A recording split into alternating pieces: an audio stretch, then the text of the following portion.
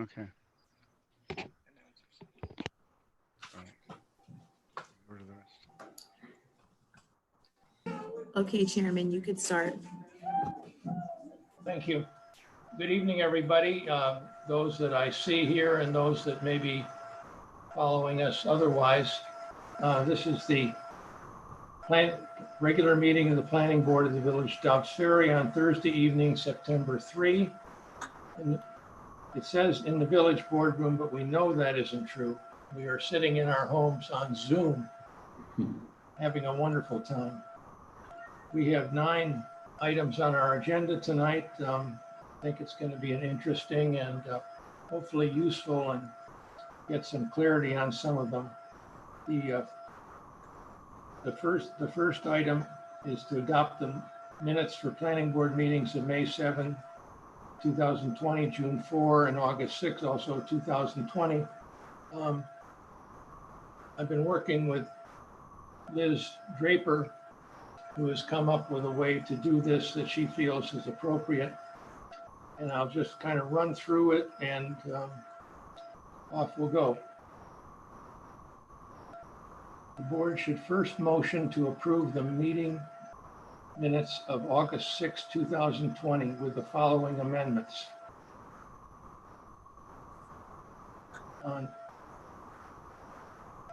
The amendments would be motion by Chairman Hunter, seconded by Mr. Brosnahan to approve the meeting minutes of January 9 as submitted. And the amendment would be to change January 9, 2020 to May 7, 2020. And also a motion by Chairman Hunter, seconded by Mr. Brosnahan to approve the meeting minutes of February 6 as submitted. And the amendment that we would be asked to be approving would be to change the February 6 to June 4. So we're trying to wrap these all into one motion. So if I can go back and go through that. I'm making the motion to approve the minutes of the meeting of October 6th with the following amendments. The first is motion to approve the meeting minutes of January 9. The amendment would be to change January 9 to May 9.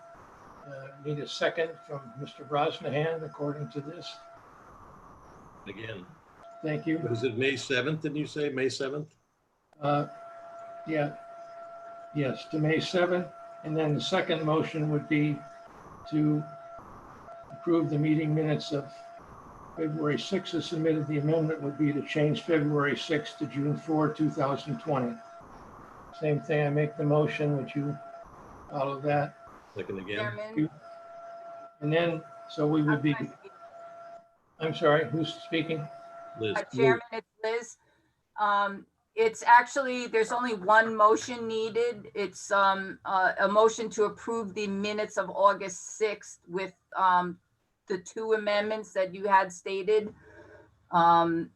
Changing the January 9th date to May 7th and changing the February 6th date to June 4th. So it's just one motion. And then after that motion has taken place and been approved by the board, then we're done with minutes because they're all approved, basically. Okay, Mr. Poison, are you with us here? I'm working on it. I think, yeah, you could just make a motion as amended. Okay, well, I would make the motion for the approval of the minutes of, what are we working on here? August 6th. August 6th as amended. With its 2 Second. minutes. Yeah, okay. Thank you. All in favor? It's consistent. I have to abstain as I was without power. Okay, all right. Thank you very much. That's close enough. That's fine.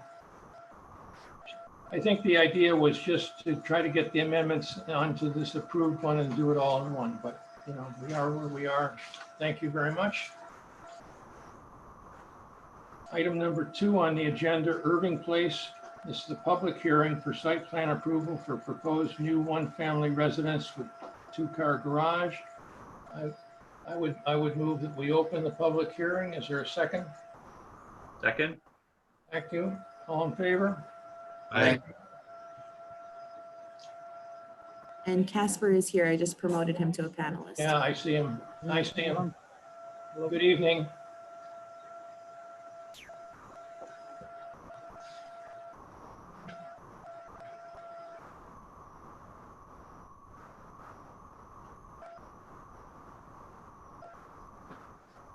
Mr. Kukarski, you're on when you're ready.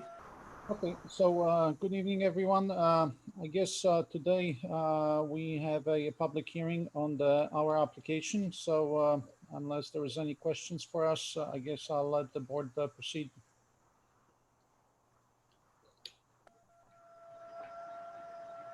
Well, I don't know, Jennifer, can you tell if there's anyone queued up to speak to this? I don't see anyone with their hand raised right now. Okay, thank you. Mr. Lane? I only have one comment. I mean, I think it's fine. I think I only have one comment, which is, I just wondered if, I know that the issue of having to remove the tree is kind of now settled.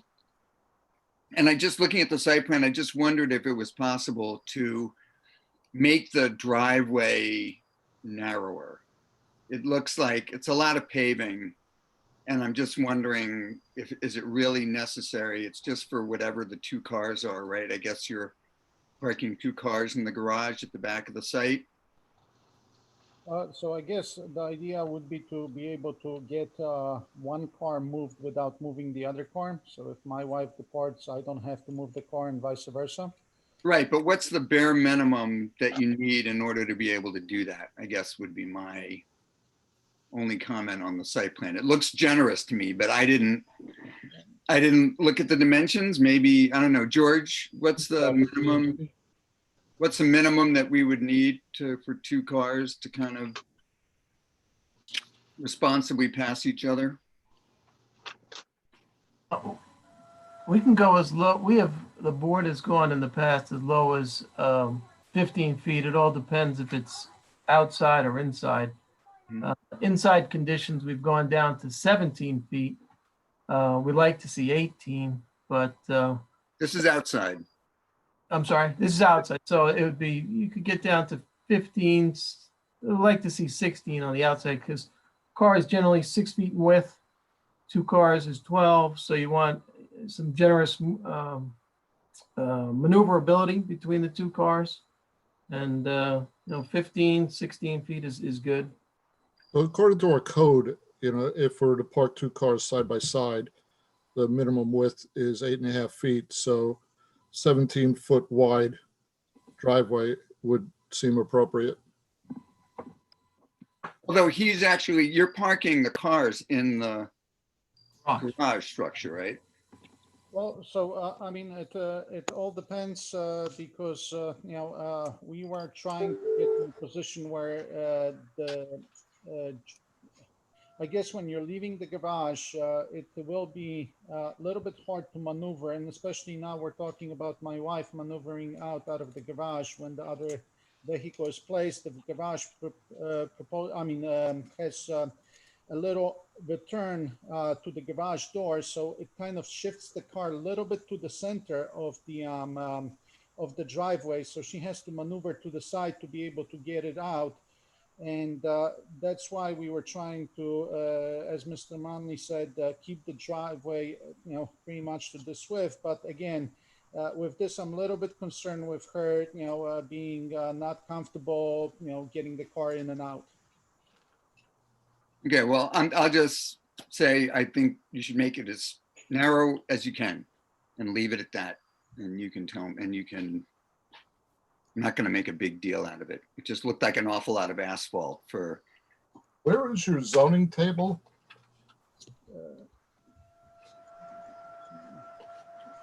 That looks like you have an encyclopedia on the first page here. Yep, 1 second. Where's the zoning table? I'm trying to open up the drawings right now. Oh, page 2.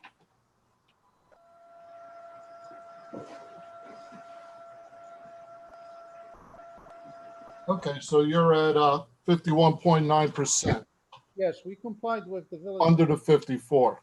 we complied with, we had to actually, with this, to answer this question, we originally were trying to get a little bit larger driveway, to avoid this, and now I know we are asked this question again, but yes, we were forced to reduce the width of the driveway already from our original design.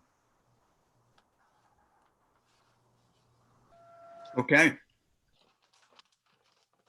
I don't have the drawings in front of me, but now that the tree is gone, I want to confirm that you plan to put sidewalk along that side and maybe on both sides, right? Both Both streets. sides now.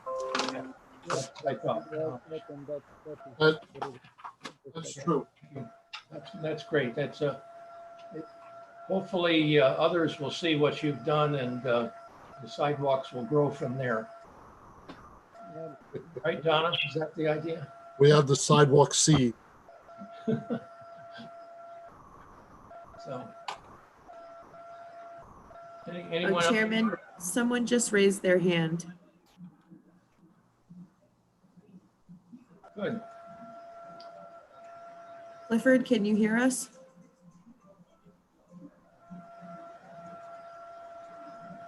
That was by accident.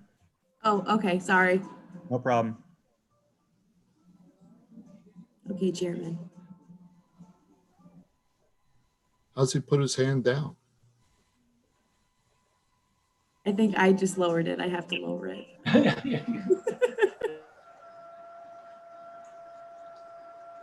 Anyone else have any question? Where are you with respect to the Architectural Review Board?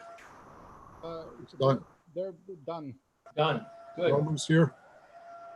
Dan Romer could Yes, clarify that. he is all done at AHRB.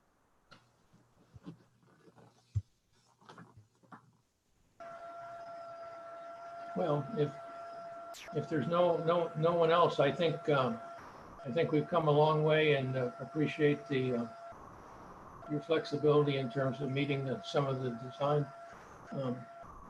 We do not have a resolution tonight. Mr. Chairman, we did prepare a resolution for 12 Irving Place. Bingo. And if we decided to act tonight, I think we should add in the staff report that came with it, it describes putting a sidewalk on Irving Place.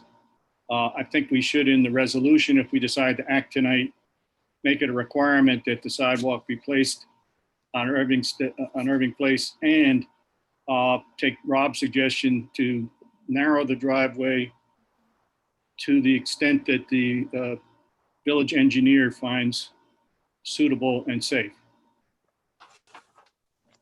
If I can say that the plans have been already altered, so on our drawings, the sidewalk is shown on both sides, from both Ogden and and Irving. And I believe if per village code, the driveway is where it's supposed to be. So if the board would be fine with keeping the existing, we try to place a couple cars with the actual cars that we own on the driveway.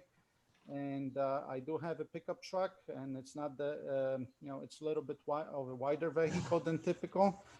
And we really care for this driveway to be, as big as possible, and in essence, where my wife wouldn't be, having an issue. But like, again, we try to comply with the codes of the village and try to comply with the, impervious areas and all of this. So we should be under on all of the calculations.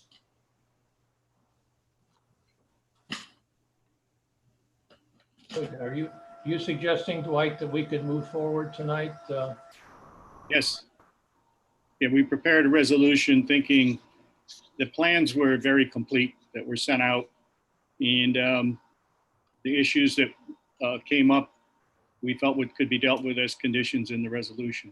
And that's to put a sidewalk on Irving. And if the board desires to then also give some authority to the village engineer to determine that the width of the driveway be adequate, but as narrow as can be done safely. Good. Well, I'm trying heading toward, is that something we can act on? I would say so, if maybe Dan wants to opine on. There's no reason not to, Okay, unless I don't think there's any outstanding issues. no. Yep. I'm prepared to vote. Although you do want to motion to close the public hearing. Okay, I move that we close the public hearing. You second? Second. All in favor? Thank you. Well, that being the case, unless somebody has comments or questions, I move that we approve the submission as discussed, particularly with Mr. Palmer's notes being a part of it and so on. So, is there a second? All in favor? Good. All right, who was the second? Laura. I think I was. I don't know. Pick a name, it doesn't matter. All right. No problem. Well, congratulations, and we look forward to seeing a great house rising on Irvington. Do our best, everyone. Thank you for your time, and we appreciate the motion forward tonight. Good luck. Thank you. You're welcome. Yes, indeed. The next item on our agenda is 555 Broadway. It's a public hearing for 5-year extension of special permit for Hudson Hall.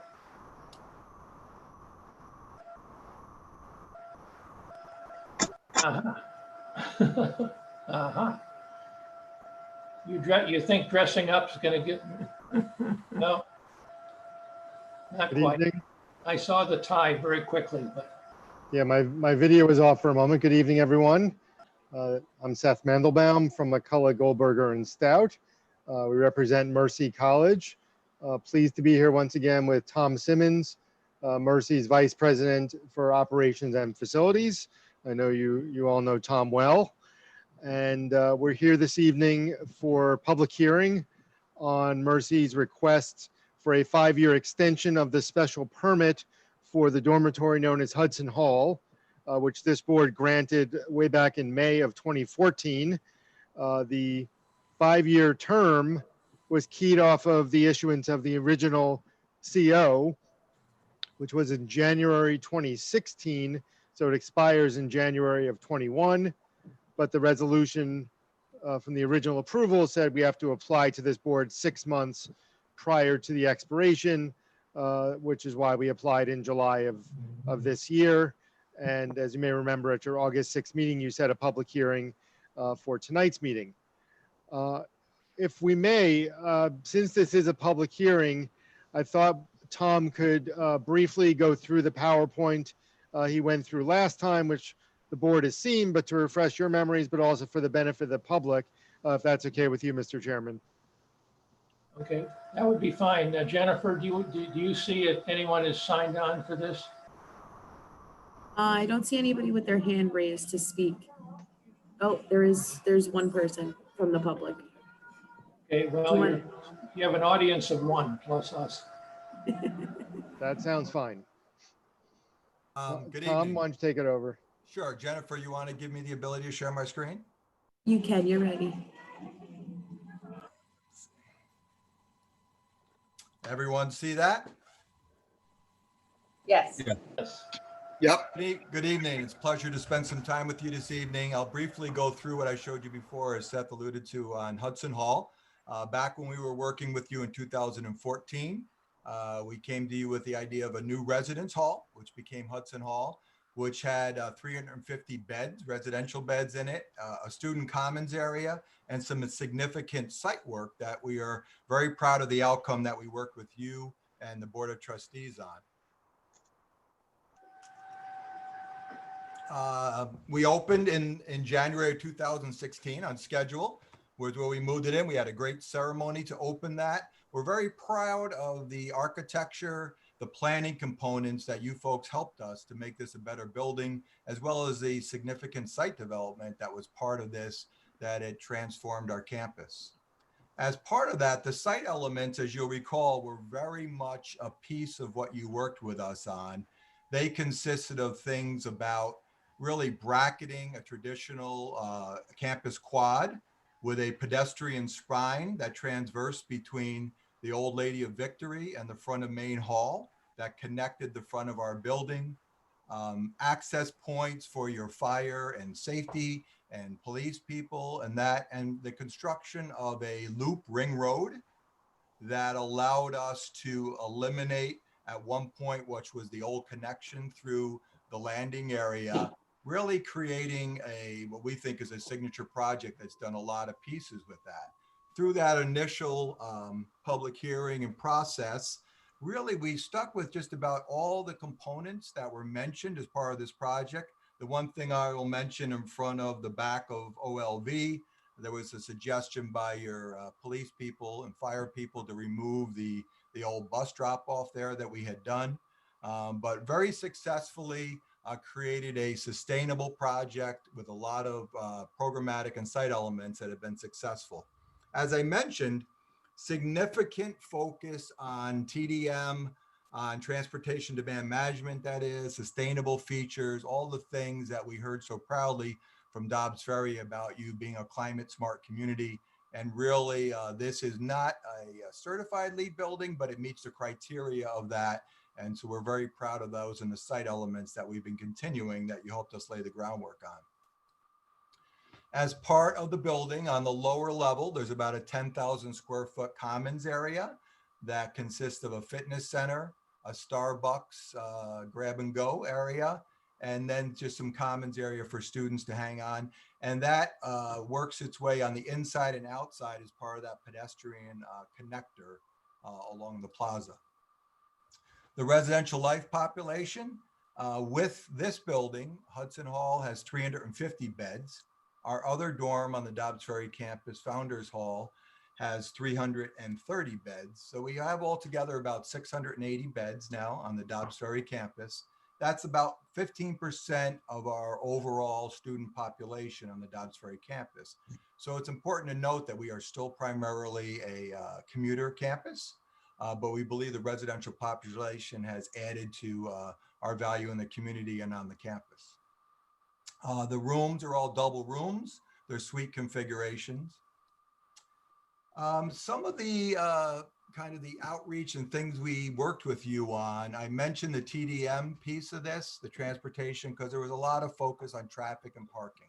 So we worked with a transportation demand management consultant, and we came up with lots of incentives and different things that we've tried to do to reduce our single car occupants on campus. And we're very proud of those and what we've done with those. We've partnered with different pieces of that. Additionally, we've invested in a gatehouse and a traffic monitoring system at our main entrance. We established that ring road that has helped us with monitoring different areas and things like that. Another piece is we acquired a property about a mile and a half down the road at the end of Irvington before Terrytown, the Terrytown offices that you might have driven by. We moved our central receiving and mail functions and things like that that were associated with some of the activity that was behind Founders Hall. We think that that's successfully, along with moving all the compactors and things that were in the lower lot up to Victory Hall. So we worked with the landing representatives to kind of understand their concerns about the edge of that boundary and make it a better property for both of us. We've worked with you to not have freshmen and be able to have vehicles. We've promoted a bike share program. We upgraded that section of the Aqueduct Trail was a suggestion by you. And as I walk that, I'm kind of proud of that area. I think it's one of the best sections of that walkway in terms of the material that's on it. And recently we upgraded the train path down to the Ardsley on the Hudson Station. We have a transportation director we added. We also added an app on phones so people can see when our shuttle buses are coming. And our goals of being a sustainable partner with you and the community, as well as reducing our carbon footprint, are very much a part of our culture now. So thank you. The other operational enhancements had to deal primarily with security, fire, staffing, operational coverage, things like making sure we had building fire plans. We established a command center, and we really worked hand in hand with your fire chief and your police chief. And we've established noise monitoring protocols per the monitoring items that you've asked us to work with you on. Our community continues to be engaged with your community. We believe we have a very positive communication path right now that's happening on all those levels. We work with the landing folks, as I said, on open communication, those landscape elements, and that separation on the emergency access gates that they were looking for. Charlene and now Ed, how's us working with your quality of life task force? And we are very much involved with your sustainability and transportation work groups on the campus. The only condition of that original approval was that we were asked to add a turning lane at our main entrance. Right now, that's 2 lanes, and we were asked to add a right turn lane. We had that designed at the end of the project, and we've been working with McLaren Engineering, with George Palmer and Dwight, as well as the state DOT on this project. Unfortunately, it's been a little bit of a bear in terms of getting all the regulatory approvals that we have needed. I've talked with people on your end about where we are at with that project. We are pending. There was some issues with the title transfer that had to happen with the abstract, with the title abstract, with some of the property. But we're confident we will get that in place through the Attorney General's office. Mercy College is very interested in completing this project as soon as we can. So we're very much committed to it. And I understand that, you know, you're going to require this as part of the condition going forward, and we're 100% okay with that. And with that, I'll open up for any questions that anyone might have. I think, pick up on what you were saying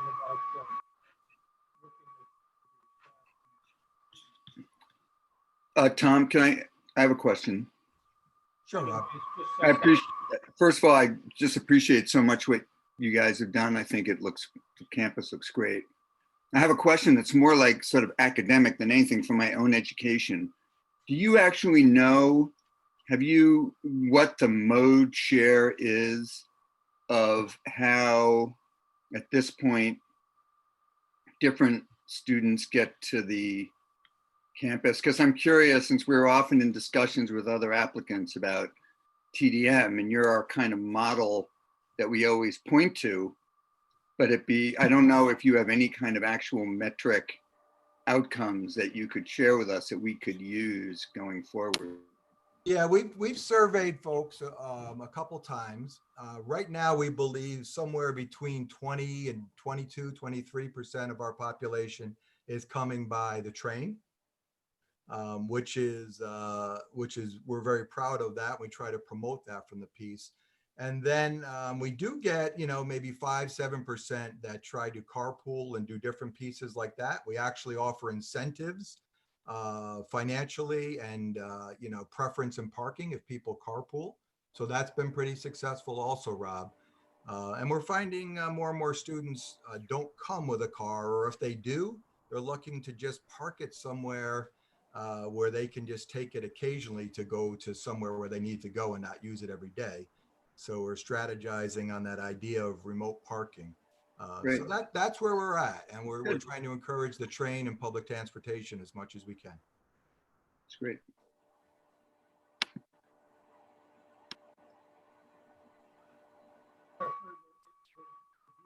There was someone that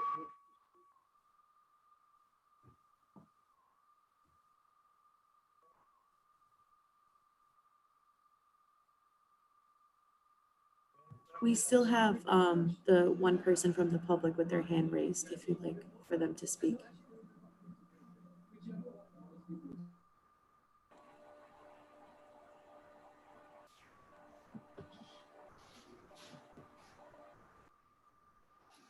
Chairman, can you hear me? Yeah, I couldn't hear the chairman.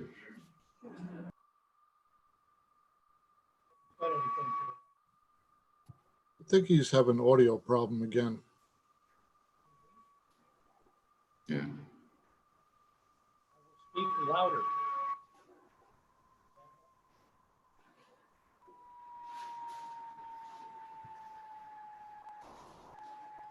Well, if there's no one else that wishes to speak, There is one person.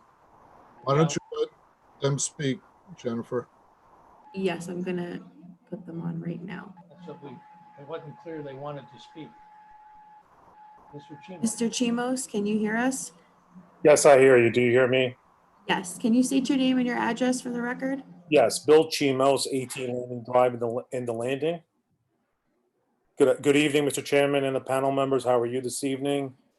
There's 2 points that I would like to make this evening. The first point is I have to say I'm kind of surprised that there are not more people involved in this decision relating to the public. I believe that much of the public is probably not aware of what is transpiring this evening, considering the amount of people that were involved in the initial application and considering the age and era that we are in right now with the coronavirus, with dormitories being and campuses being overturned with the coronavirus. I initially would like to request that this planning board meeting, that no decisions be made, that it be continued for another time period, at least come next month, so more members of the public could become aware of it. I understand that mailings were made to people within a certain distance of Mercy and the dormitory, but the one sign that was put on Mercy's property was located 25 feet away from the entrance, was not visible due to the berm from unless you were in front of it. So my initial point is that this dormitory could have an impact on all almost 11,000 residents of Dobbs Ferry. At the time period that everything shut down in New York, there were 9 residents, 9 students of Mercy who had tested for coronavirus in March of this year. Prior to closure, there were only 16 in all of Dobbs Ferry at that same time period. So at the minimum, either half of all the Dobbs Ferry results of coronavirus came from Dobbs Ferry or were attributable to the Mercy campus, or approximately 1/3 of all coronavirus numbers within Dobbs Ferry was within Mercy. So that's my point with respect to, I believe this decision for 5 more years needs to be further considered and not be decided in one planning board session open to the public. The second comment, and this is really, as Tom has known repeatedly, we have had many issues with noise. There has been attempts, and I will say there have been attempts by Mercy to try to address some of those noise issues. Those noise issues continue to go on. As part of the resolution required a noise monitoring station be installed near Landing Drive. As the presentation indicated by Mr. Simmons, they put together some protocols, but we are not aware of any noise monitoring station being installed and/or the information being provided to the village and/or the police department, considering that we have repeatedly have had to call the police to deal with noise. This week with the dormitories being open, we've had to contact Mercy on at least 2 occasions this week with blasting noise. And the dormitory is in a situation right now where you're talking almost 350 plus the initial 330 residents, Mr. Simmons has indicated, and there is a significant amount of noise that is very difficult for any security staff to control. And as my request to the panel is that there be reconsideration for this 5-year special permit, that this special permit was issued in another era. As we all understand now, we are living in a different time, and that these considerations need to be taken place and need to be considered so that we as a community are not impacted negatively from out-of-state residents having a negative health impact, not just to the residents of Dobbs Ferry, but to our adjoining communities. And so I respectfully request the board to not grant the 5-year extension, but at the minimum allow further public comment on this very important issue that impacts the entire village of Dobbs Ferry. Thank you.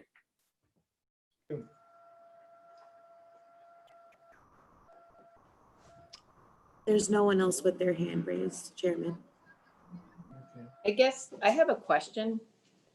So the special permit that we are looking to possibly extend is it just to finish the work that you just spoke about, as far as the road meeting Broadway, like the lanes? Because I'm a little confused about Mr. Chimos's comments. You You know, want to respond to that? Yes, Seth. Okay, sure. Go ahead. Seth, hey. Oh, okay. I'm sorry, Dan. I thought Dan Posen was going to respond, but I'm happy to as well. Yeah, well, what I was going to say is that the special permit allows the operation of the school. The approval that went way back, or back 5 years, was there was a site plan approval which pertained, I believe, to the construction of this dormitory, and the special permit is the mechanism under the code by which the school operates that dormitory. It's not. If I understand your question, Laura, it's not that the special permit is needed to add that driveway. That driveway is a condition of the special permit. So once that driveway is done, the special permit still exists would presumably, if it's approved, would still exist for another 5 years, and then it would have to be renewed again. So it's really the operational approval. I agree with that. It's for the use of the dormitory, and time limits are often placed on special permits, although the general rule is that special permits run with the land, and once they're approved, they become part of the use on that property. But in this case, the planning board chose to put a 5-year term on the initial special permit, and now we're requesting a 5-year extension to allow the operation of that use, the dormitory use on the college campus, for an additional 5 years. So I agree with Dan's characterization, with the turn lane being the last open condition, so to speak, from the initial approval. I agree with Seth. I believe the time limits can be set, or it could just be approved as a special use. The reason this time limit was set was to make sure that certain things were completed. So what this board would be doing at this hearing is setting another time limit to allow one more item to be completed, that being the turn lane. And at the next time that they have to come back to this board, the planning board could decide to say, okay, there's no more renewals, this is it. The special use is granted and all of the conditions have been met, but that hasn't been done so far. So the question in my mind is, what is the time limit to complete the turning lane and all of the conditions that need to be met for this special use? Yeah, I'm not going to try to predict how quickly New York DOT and the AG's office are going to move. That's been, as Tom described, the impediment. And there's some title issues that got caught up in that chain. And obviously the last 6 months, there have been much more pressing issues, but we think we have a handle on it. But I think from the school's perspective, we'd like the board to consider the 5-year extension. And we're required to come back 6 months prior to that 5-year extension. So I can't imagine the turn lane won't be done within that time period. But again, I don't want to predict how quickly governmental agencies are going to move on that approval, after which the actual construction, which is not so simple, by the way, which involves a lot of utility poles and right-of-way, state highway. There's a lot of moving parts there, but the actual project is not very big, but it's all the logistics of the project. But I certainly appreciate what you're saying, Ed, about the time going forward. But I think I would like Tom Simmons to address the issue brought up by Mr. Chimos about the noise monitoring. And certainly there's been ongoing issues with some of the neighbors regarding noise, and Tom can describe what's been done proactively under the original approval, and kind of where we go from there. And then I'd like to just address Mr. Chimo's other comment regarding the noticing and the public hearing, but I'd like Tom to address the noise issue if we could, Mr. Chairman. Sure. Yeah, that's fine. Thank you. So the conditions relative to this permit were very well laid out in your resolutions. As far as the noise, we have installed a noise system behind that building. We have worked with the village administrator and the police chief on know what system we have put in. They've seen sample reports. We showed them when we turned in all the stuff we needed to get the TCO, which became a CO to operate the building. So I know in due diligence, we've given everything that the village of Dobbs Ferry has asked for. It's been accepted by those people and said that we have met the intent of all that. You have acknowledged that we have only this one item left on that. So I would disagree with Bill that we haven't done what was required for that, where the village has looked at our solutions on those and what we have submitted to show compliance with those and has accepted such. So Tom, what does that mean? So if you've submitted or have some kind of a monitoring system, is that something that's consecutively calculated every day or every night? I just don't understand. Yeah, so it's a system that does readings, and so that we can look at if there's an instance, it captures noise readings. There's microphones, there's cameras, and those sorts of things that captures that. Right. And we keep it for a period of time. And if the police chief or the village wants access to that, they have said they will come and ask for those clips on that, which they have done at times to come verify the complaints. I don't think I should go into great detail on that because, as you're probably aware, there's potential litigation involving the Chimoses and the village and us regarding that fact. But I believe we're on good footing with that. And we've had some independent people look at it and believe we're fully compliant with what we were asked to do. We've invested considerable dollars in that system.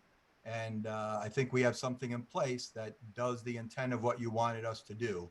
As Bill alluded to, there are occasions where someone might be boisterous, and we have tried to work very hard with them if that happens. And if the police chief was here, I would say that he has supported that what we believe is responses to those things, to have an orderly thing and to be a good neighbor. And just to add to what Tom said, just to be clear, there's pending litigation that is ongoing, so we can't really comment on those specifics. But as far as the conditions of the original special permit, the only open condition from that original special permit is the turn lane at the front of the campus.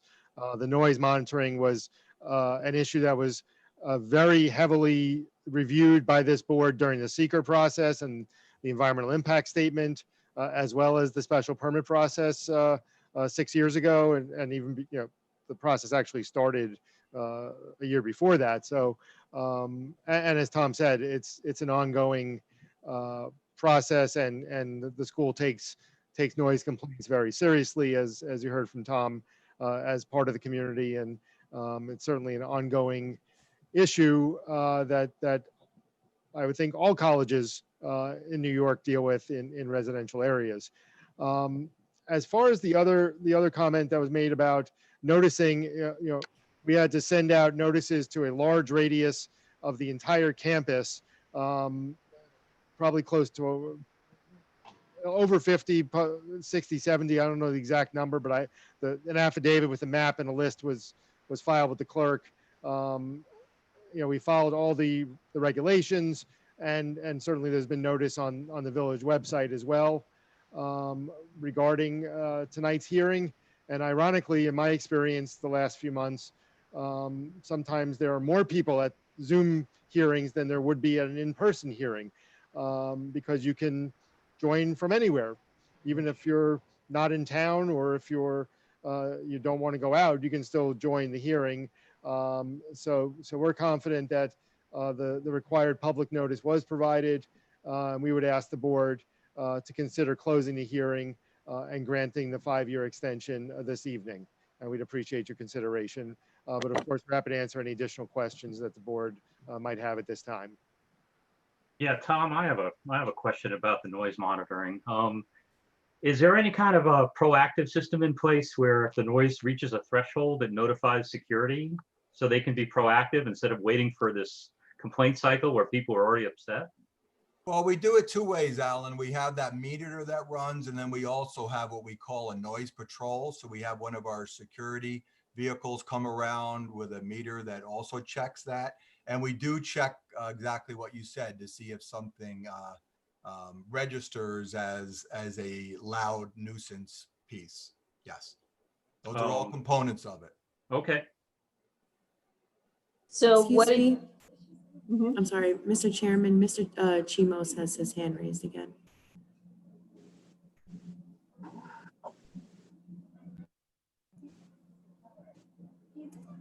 Mr. Okay. Chimos, can you hear us? Yes, thank you, Ms. Dorman. Just two follow-up comments. The initial comment is, in reading the resolution, there was an indication in the resolution that the noise monitoring station was to be installed near Landing Drive. I do not know of whether such a station was installed near Landing Drive. If it's behind the building, it's not. The resolution says near Landing Drive. And I think, Mr. Hale, to your question with respect to noise monitoring, there is a different specific code resolutions in the village with respect to residential type of noise and noise coming from commercial and or educational institutions. Those noises are determined solely if a noise is audible at an adjoining property, residential property. So any meters, any things that the village, that Mercy is trying to do is not indicative of what is being heard. It's not the village, as Mr. Manley and Mr. Romer can confirm, when it comes to both educational and or commercial establishment, after 7:30 at night in the evening, during the week, if a noise is audible on residential property, it is deemed a violation and a noise and violation of the noise ordinance. It is clear. So the idea of whether there is a machine recording noise or recording decibel levels is not capturing in any way what is being heard around the landing or near my property or my neighbor's property. And so, especially if this noise monitoring station is further away from where the resolution I thought indicated was going to be on Landing Drive. So that's with respect to noise monitoring station, and that's all I would have to say for now. Thank you. Mr. Chimos, Yes. how long have you been a resident of the next door? I don't know. Oh, I didn't know what I was back on. I've been a resident for 18 years, Mr. Chairman. So okay, thank you.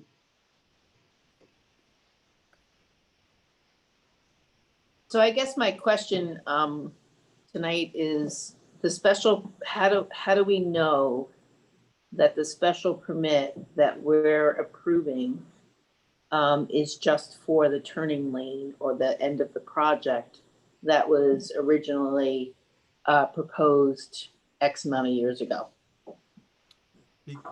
I would say because all the other items were a condition of the certificate of occupancy being issued for the building.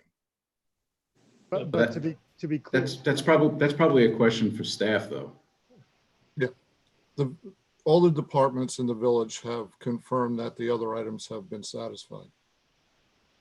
Okay, so anything that we're being asked of tonight to grant a special permit for an extension of 5 years is solely only for whatever has not been completed in the original. An extension of the special permit for use with the condition that the turning lane be completed before the next renewal.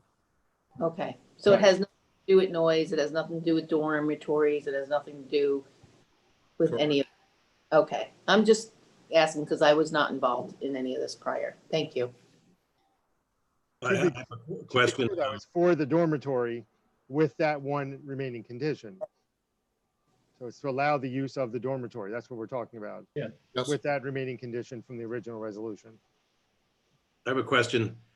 I know there's some kind of ongoing litigation or potential litigation you can't talk about, but what other avenues are available for resolving this noise issue that are not related to the special permit? I mean, that seems like in the future, this could be resolved even though you have a special permit, so.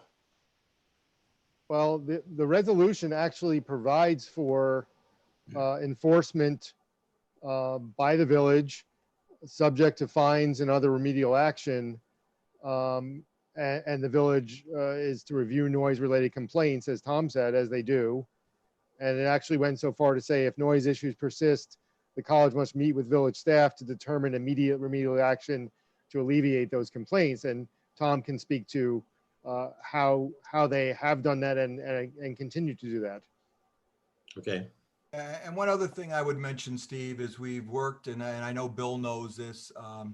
We've been the building that's next to where Bill's talking about is not Hudson Hall, this new building. It's Founders Hall. It's the other dormitory, Res Hall, and we have rehabbed through projects through your planning board some of the wings, but not all of the wings that are back by where the Chimos' house is. So we still plan on at some point putting air conditioning systems in the rest of that complex. I think that will help with the windows that we've talked to the Chimoses about.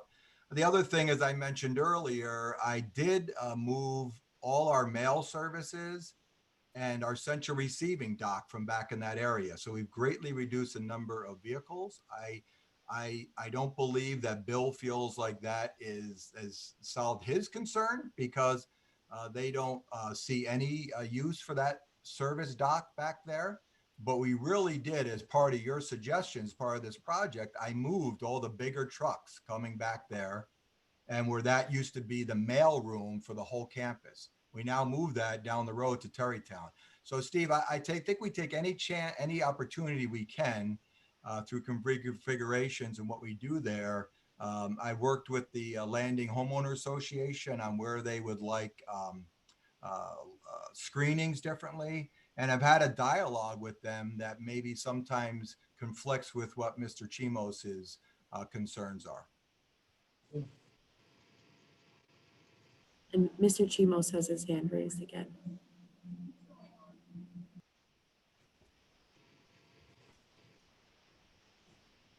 Mr. Brosnan, just, I guess, to answer your question, there have been attempts to try to resolve these issues. We actually did have meetings with Mr. Simmons, including members of the village of Dobbs Ferry. We were told that drawings and plans would be considered and submitted to try to alleviate our noise concerns, because our feeling was, and we have videos that we've made available to anyone who wants to see them, that because of the new dormitory, there's more trucks coming in that's supplying not just Founders Hall, but the new dormitory building. And as a result, we have effectively have a truck depot almost sound in our house. And, you know, we were under the impression, and we took it very long time to come to the decision to pursue the litigation and attempted in every way to resolve it and come to a resolution. Unfortunately, we never received any plans showing what would be done to alleviate the noise. And as such, we are still impacted by the noise. We've had a wonderful, notwithstanding the COVID scenario, and no one could have a wonderful time during the COVID scenario, but we've had a noise-free 6 months. And now, as of September 1st, it has begun all over again. And so that is where we're at. And it's not just from Founders Hall, it's from the new dormitory that was built, and it's an ongoing problem. And I believe, once again, it's not being done in a way, noise is not being controlled in a way, and with respect to Mercy. And I understand it's very difficult, but when we contact Mercy and they tell us, well, these are 18-year-olds, what do you expect them to do but scream? That's a problem. That is not something that any resident should have to hear and endure on a daily basis because they're trying to enjoy their home while others are partying in their dormitories. Thank you. Thank you.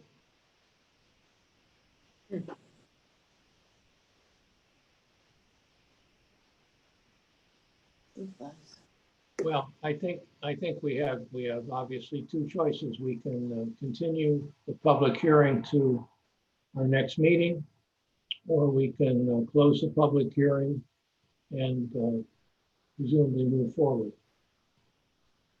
I personally don't think anything is going to change by continuing the public hearing, but I'd like to hear from others.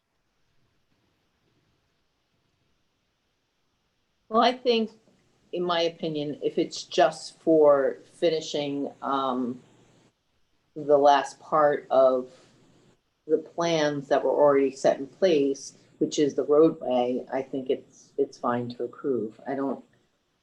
I understand the whole noise thing, but I don't think that's something that is involved in what we're being asked to approve, which is a special permit for the work that needs to be completed. Thank you.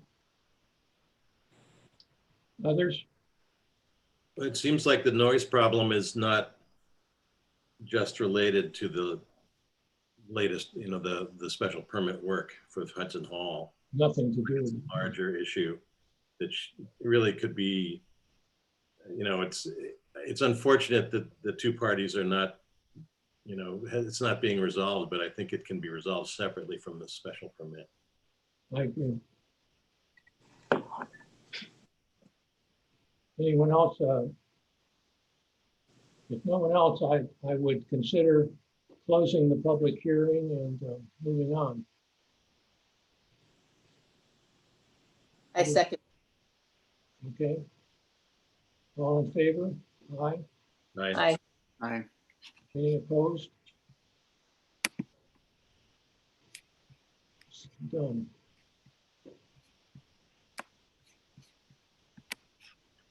Excuse me, Chairman, was that just to close the hearing, or is the board willing to consider the approval of the resolution as well? I don't know if we have a resolution to approve. Dwight does have a resolution. Dwight has a resolution. Well, Yeah, we do. Well. Go ahead. It's on the website. I pulled it up. Go ahead, Alan, read it. You okay with that, Steve? Yeah. Okay, Village of Dobbs Ferry Planning Board Resolution extending special permit approval for the Mercy College Dormitory Related Improvements Project. Whereas Mercy College, the college, by letter dated July 7, 2020, annexed here 2, has applied for an extension of the special permit granted by the Planning Board on May 27, 2014, for the dormitory now known as Hudson Hall, together with the related improvements and located at 555 and 565 Broadway in the EI zone and designated on tax assessment maps as tax lots 3.40-4-21 and 3.40-4.19. And whereas the May 27th, 2014 resolution annexed hereto and made part of the resolution contains enumerated compliance conditions regarding emergency access, noise monitoring, parking, traffic, the upgrade of the main entrance intersection, and other items, and is anticipated that these conditions should continue in full force and effect with the extension of the special permit. And whereas a temporary certificate of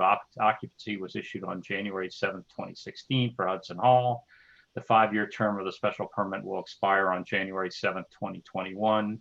And the college has requested a 5-year extension until January 7th, 2026. And whereas the planning board is familiar with the site and surrounding area and the improvements and the conditions and obligations enumerated in the May 27th, 2014 resolution, and at their meeting of September 3rd, 2020, held a duly noticed public hearing and all comments were considered.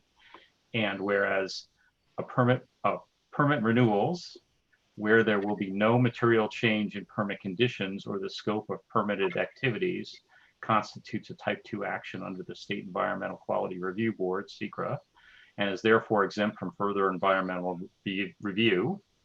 Now therefore be it resolved that the Planning Board of the Village of Dobbs Ferry herein grants site plan approval for the subject application, conditioned on the following.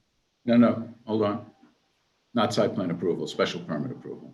Yeah, that we edited that later. Sorry about that, Alan, but take site plan approval out and continue and you've got the rest of it. Okay,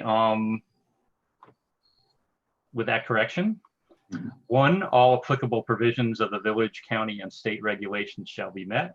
2, all conditions and requirements contained in the adopted May 27, 2014 resolution shall remain in full force and effect. 3, the college shall diligently pursue necessary DOT approvals and proceed to construct the entranceway as detailed in the approved plans. 4, the subject special permit shall have the term beginning on July 7, 2021 and expiring on January 7, 2026. The following language shall be added to the plan. Approved subject to all requirements and conditions of a September 3rd, 2020 resolution of the Planning Board of the Village of Dobbs Ferry, New York. Any change, erasure, modification, or revision of this plan, absent reapproval from the Planning Board, shall void this approval. Be it further resolved that this resolution shall have an effective date of September 3rd, 2020. I make a motion. Do we have a second? Second. All in favor? Aye. Aye. Good. Thank you. Thank you very much, folks. Really appreciate it and enjoy what is left of summer. Good luck with your ongoing discussions. Thank you. Hopefully it'll move forward more rapidly now. Appreciate that. Take care, All right. folks. Good luck. Be well. Thank Good night. Right. Next item on our agenda, item number 4, 13 English Lane, public hearing for site plan approval for proposed new multifamily building of 3 units. I would move that we open the public hearing. Is there a second? Second. All in favor? Aye. Thank you.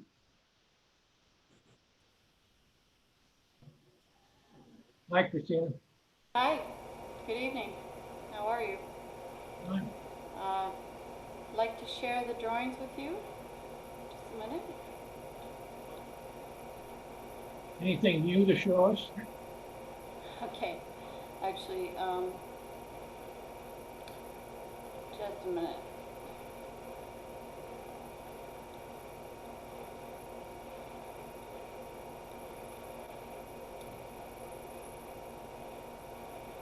Can you see the drawings? Yes. Yes. Okay. Well, we have developed the drawings further. We have now our engineering drawings, and we received the memo from Han Engineering. These are the same drawings we showed you last time. This is a proposal for 3 townhouses. They're approximately 1,940 square feet each. We meet the zoning in all respects, you know, setbacks, lot coverage, impervious surfaces. We reviewed these drawings last time.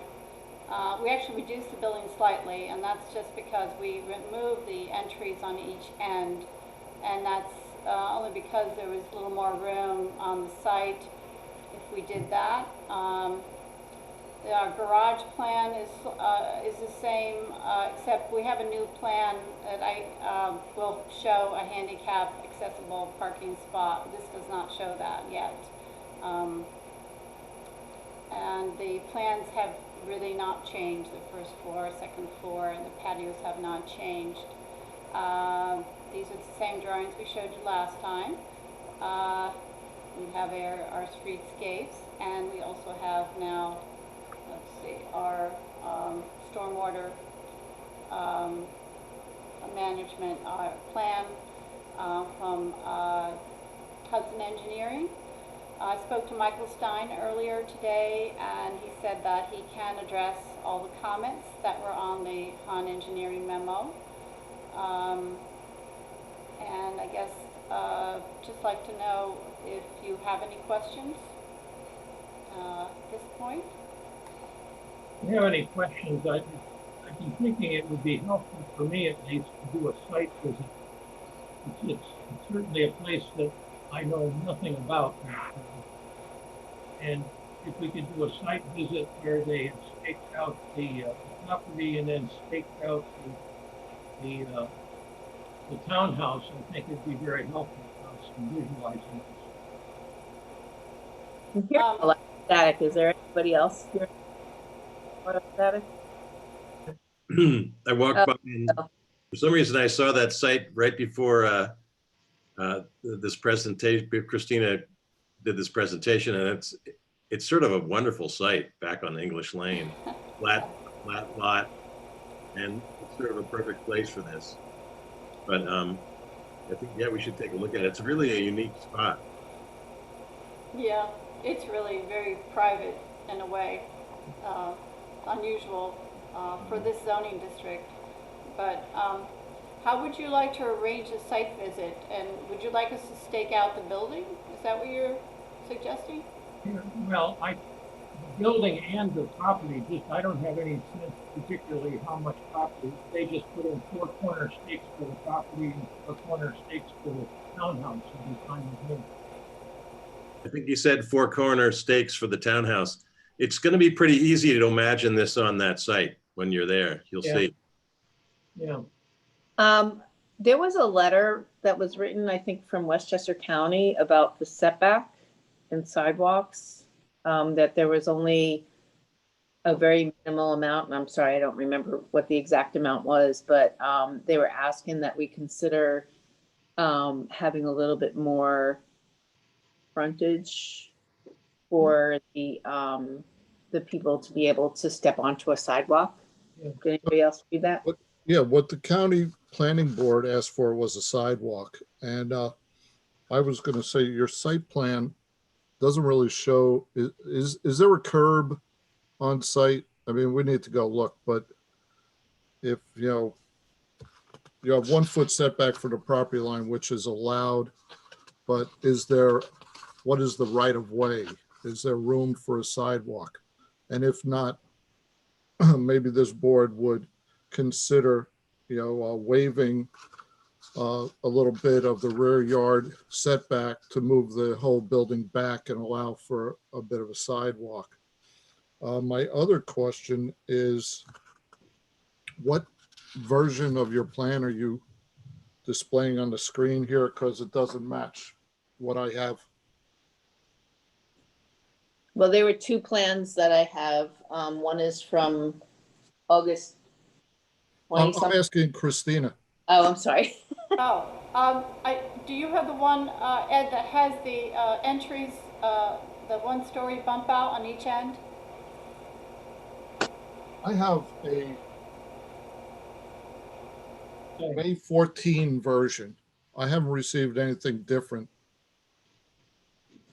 So yeah, there's bump outs on the side. Yeah, we took those off.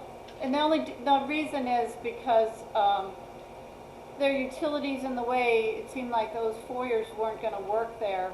So we just reduced the size slightly.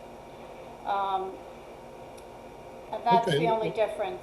That's The plans fine, otherwise but are exactly the same. When you change the plan, you should submit copies of the new plan. So, Yeah, I thought we did, so we'll Ed- make sure we get it to you. Ed, the set I'm looking at is dated 8/13/20. That's on the website. oh, so they didn't give me one, sorry. Yeah, I actually have a plan that says August 5th and then another one that says August 30th. Right. So did you work out the engineering on the site plan on this new version? Yes. Can you go to the site plan? You know what, okay. The site plan that we have here, this is our site plan, and then we have Hudson Engineering's plan.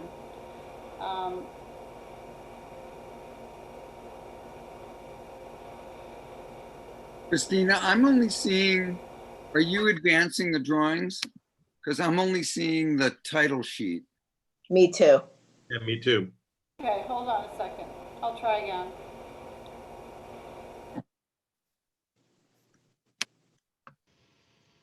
You see it now? Do you see Yeah. the site plan? Okay. Yeah. Yeah, I'm thinking about the comment about the sidewalk. You can see the dashed line that shows the setbacks.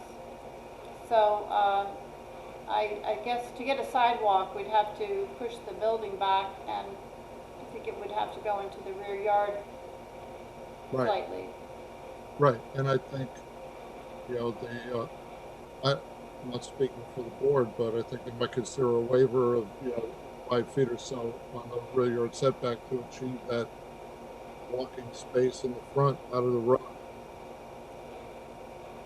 The only problem is that on the left there, the 5-foot setback, if she pushes it back, probably would become less.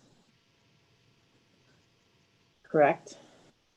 Yes, but, Go back and north. I'd like to just take a look at this because I don't know exactly how much space we have between the property line and the road. There's a Right, little bit of right. That was space my there. question. Yeah, What is the village right of way between the property line and the road there? I don't think there is an established curb, right? no, it just the lawn just hits the blacktop. There's an established road. Yeah. I have a question. So English Lane is a dead end street. There's no right of way to DeVoe Street, right? It just pretty much ends at this building, correct? Yeah, here I have an area map. I mean, if you kept traveling, I guess it would be north. Right. You get to It's private property. DeVoe Street. Yeah. So, yeah, so it's a dead end street. Dead end, yes. Yep.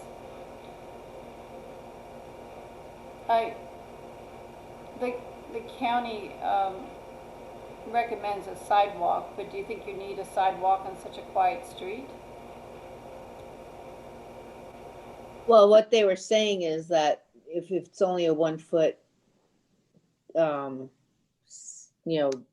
setback or whatever you want to call it, that it wouldn't be comfortable for somebody entering and exiting the home, or stepping out, they could be stepping out onto the street. I understand. Right, Yeah. and because this is the DT zone, usually the drafters of the code would assume that in the DT, we allow 1-foot setback from the property line because there is an established village right of way, usually a sidewalk in front between the road and that property.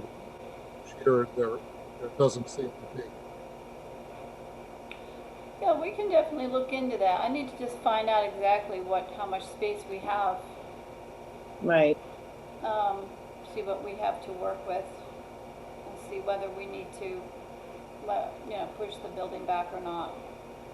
Did you see the county planning board? I sent it to you, I think this morning, Christine. Yeah, the county planning board, Did you get that, Christina? I did not see it for this, and I'm sorry, actually, I forwarded it to you this morning. I'm sorry. If you don't get it, ask me, yeah. send me an email asking for it again. They mentioned a couple other things like, Uncle parking. Yeah, they did mention. that was like bike racks and Yeah, I see. It was attached to a memo for a different project. Okay, I thought maybe it was an error. Yes, I will take a look at that, Ed. Thank you. Okay? any other members of the board interested in a site visit? Sure. Yeah, I'd be interested. Okay. So we would It's a need very to cool notice site it to if we're look gonna at. go as a group. Sure. Yeah. Or we could just get it staked out. If the building corners are staked out, you could stop. I mean, there's not much to talk about or see if you know where the building corners are. You could just go by on your own, take a quick look. I would think. Yeah, you can see it pretty quick. Yeah. Sure. When we stake it out, should we inform Ed? Should I inform you, Ed, and then you'll inform the board? Okay. That would be great. Thank you. Yeah, I didn't hear that. You're gonna stake out the lot and then stake out the building? Well, They're gonna take out the building on the lot and go look at it. yeah, I think that's all we need to do. You'll see it's the only empty lot there. I think we could just get the four corners of the building and hopefully that will suffice. Well, it would also be good to identify where the village right of way is. Right. So Yeah.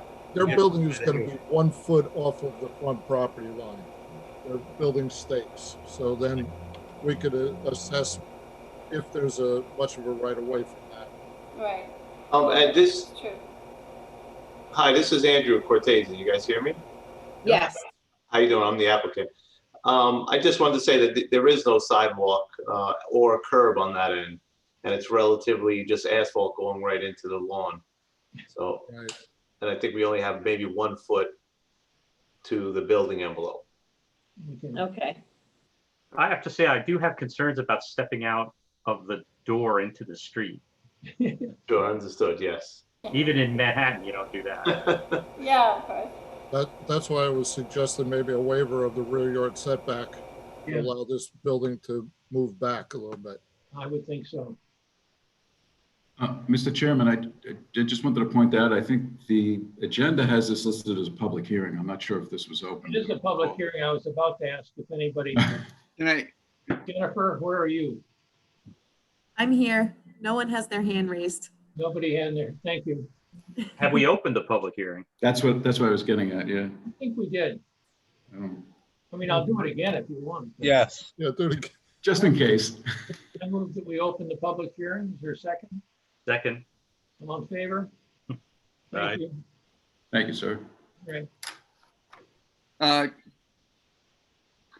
Mr. Chairman, I only have one comment or thought for Christina, which is that this site, even though there is a property with a swimming pool, I guess, between you and the cemetery. But it looked to me, and maybe this is why it's worth taking a drive to see what you see from Ashford Avenue. But my sense is that because of the way a lot of the trees have been cut down, this building actually will be visible. The back of it will be visible from Ashford Avenue and from the cemetery. And so the only thing that's missing, one of the things that's missing from your plan, and I don't know if you've submitted it yet, is a real landscape plan that shows whatever screening you're gonna provide along the back property line of your development. That's my only comment. I would like to think that there's gonna be some robust planting there, not just for privacy, but because unless somebody replaces that swimming pool with a building, I think you're gonna see the back of your building from the cemetery. Agreed. I think we should have a screening, evergreen screening of some kind. And we haven't developed that yet, but we'll be submitting a landscaping plan. Agreed. If no one is interested in a organized site visit, I think everybody should, if they can, take a look at the site. I think it makes a lot more sense to do that. Rather than just looking at paper or a screen. Jennifer, do you have anybody? I'm sorry, no chairman. No one has their hand raised. When you do the site plan visit, since this is a project that's going to be going before the Board of Trustees because it is the DT zone, perhaps you should just include the Board of Trustees, let them know that there's a site visit or that they can go look at it to save us time at the end of this. Well, I would suggest if you go out 2 weeks to September, Saturday the 19th or Sunday the 20th in the morning sometime. Just need some time so we can get public notice on this. So I thought Christina was just gonna stake it out and Yeah. then tell me, and then I'll send an email out to the planning board and the board of trustees. And you could all just visit it at your leisure and we won't have to notice. Okay. All Or do right. you want to have everybody on site to discuss Yeah. it? That works better for me to go individually. Okay. I also just, I want to just say I appreciate Donna's comment. I did not remember that, I should have, that this is also going to be before the Board of Trustees. So for God's sakes, let's make this happen at the same time. I don't think it's going to be controversial, but let's do it at the same time. So we're This all was on the same. referred to you. This was referred to you by the Board of Trustees. It's No, I'm sure it's my bad for missing it, but I'm saying I'm agreeing with Donna. If we're gonna do this site visit, we should get the Board of Trustees out there, and whatever they have to say about it, they should let us know now. I think with all that, it might be good to just continue the public hearing to our next meeting. 'cause Yeah. we're- Yeah. Yeah, nothing's gonna happen, so yes, I would. adjourned to the next month. Do Good. we know what the date is? The adjournment should specify the date if possible. I guess it would be October 1st. October 1st would be the first Thursday. All right, Steve, you want to adjourn the public hearing until October 1st? Yes, are you moving that? I guess I'm moving that. Okay, I'll second that. Steve will All in second. favor? All in Aye. favor. Thank you. Thank you, Christina. You're welcome. Thank you. Thanks, you. Christina. I think we'll see you in just a minute, so don't go away. Nope, I think she's gone. She's in the aisle, she's That coming. was my fault. I didn't realize she was on next to. I'll put her back on. No, that's all right, because 12 Parkway is the next one, public hearing.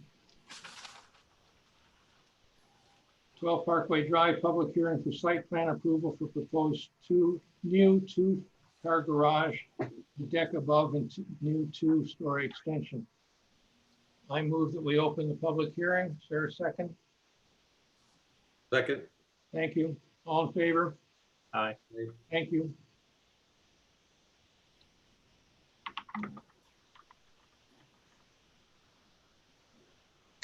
I think we're waiting for Christina. Well, we don't have to see her. She could just hear.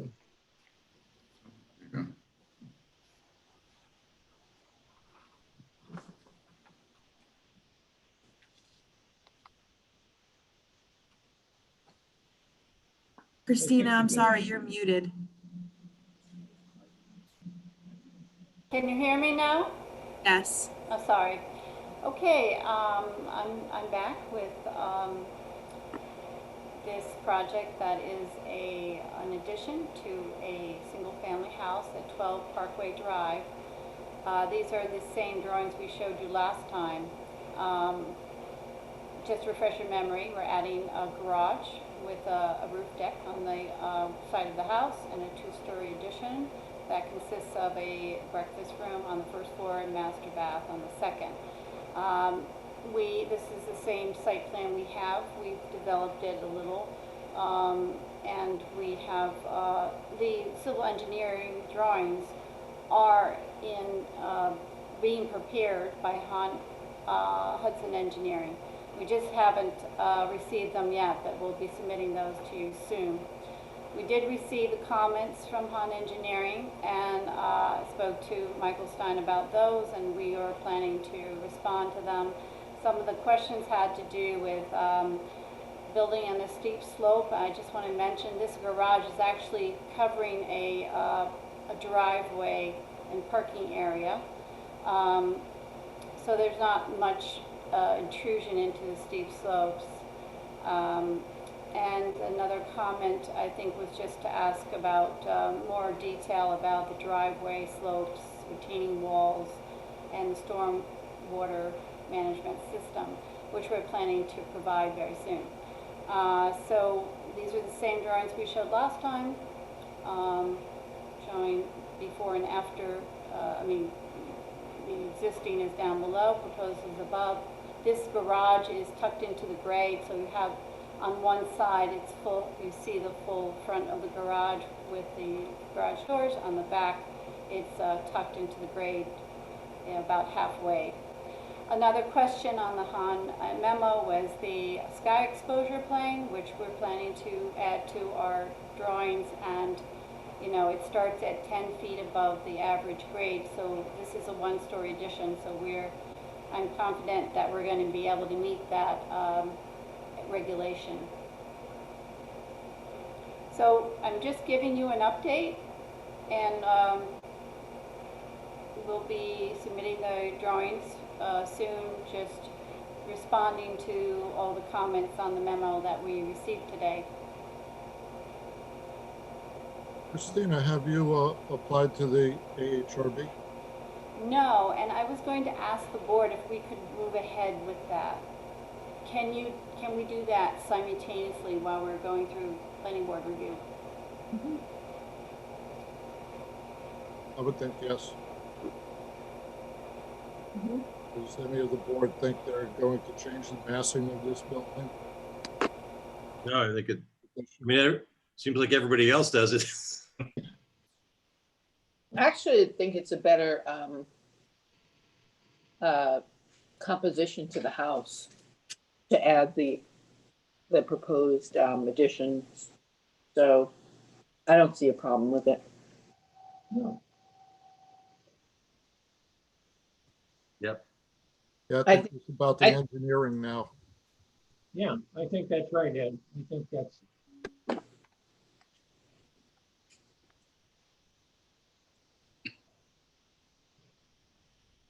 Well, this is a public hearing. I don't see anybody that's showing any interest in this in the public.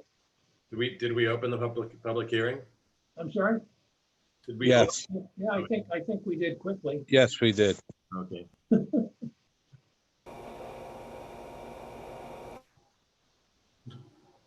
So And I don't see anybody with their hands raised, Chairman. shall we adjourn the public hearing to October 1st and encourage the applicant to see the AHRB? But that's fine. Yeah. Unless the HRB, does something dramatic in terms of what they want done with the house, I think we're pretty much there. All right, Steve, you want to make the motion? Well, To adjourn? I'll make a motion to adjourn the public hearing until the next meeting. All right, I second. Aye. Aye. Okay. Well, Thank you. sorry we can't come up with more interesting questions. It's nice to see you all. Thank you. Thank Good you. night. Good night. Bye. All right, the next item 5, I think we announced 189 Broadway will not be with us tonight. Any reason, Ed? Just I think he's reconsidering his design okay. That's based on the neighbor's letter. fine. We did have, if I didn't, I think I said that we did have a letter received from the attorney for the apartment house next door. Laura. That's the letter that Ed is referring to. Yeah. So I'd just like to mention that even though they're anticipating the view of cars in the garage from the 189 Broadway out to, from the Sussex Hall to 189 Broadway. I live across the street from Sussex Hall, and they regularly have piles of old furniture, parked cars, et cetera, in my view, that I'm looking at. So it's a little bit of calling the kettle black. You should call the building department and make a code complaint. That I can do that, yeah. Although I actually use some of that furniture sometimes. You can still call though. That's, I would love if you did that. Pick through the garbage quickly then. I don't know. I've seen the front yard of Steve's house. I don't know. Yeah. Be careful what you wish for.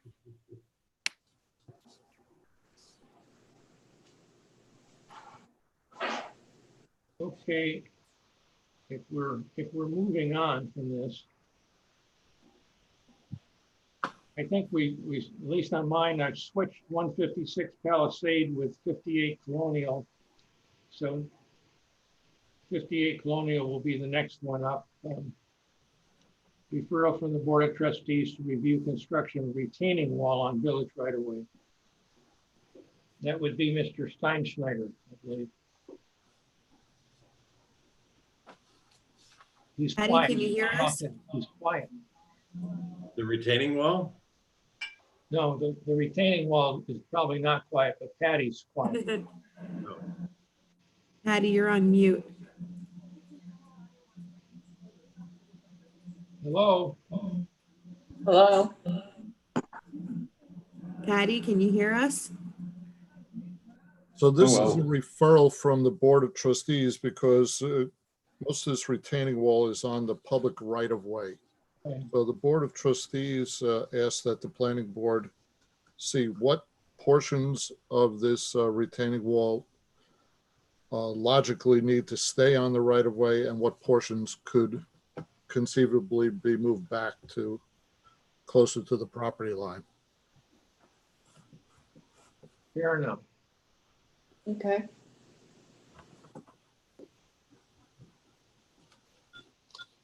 Patty, can you hear us?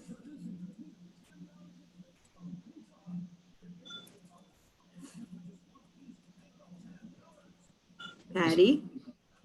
He's muted. This is a first. I know. I'm trying to unmute him, but it's not doing anything. You might have to do it on his end.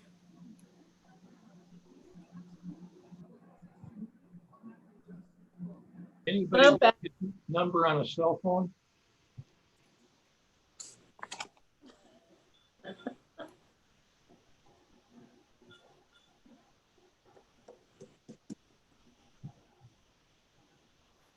Just for my background, is this an existing retaining wall? I'm very familiar with this because I walk by it all the time. I think they started building it and then they recently moved from West Coast or something, started building the retaining wall. Then I guess they realized that it was on public property and that work halted. Is that correct? Yeah, John Stone, code enforcement officer, found them building it on public property. I mean, it's surprising because actually it's on the curb too, I think, Ed, basically. It's right. Yes. I mean, he's not outside the curb. No, it joins the sidewalk. It touches the sidewalk.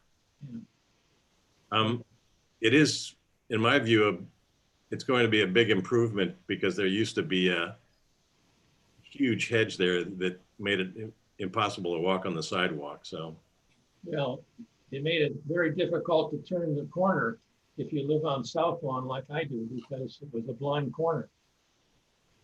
oh, so they would build the wall up higher on that corner? No, they had shrubs that were about 6 feet. Oh, the shrubs, you made it difficult. Oh. All the way around the corner. Yeah, And I think they want to put shrubs back, Well, but they should be putting them on their property. talk about how high their shrubs are.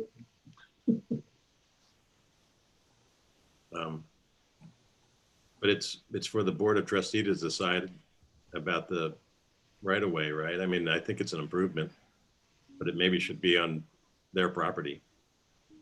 Right, so that's what the Board of Trustees is asking you and the village engineer is how much of this can't go on their property.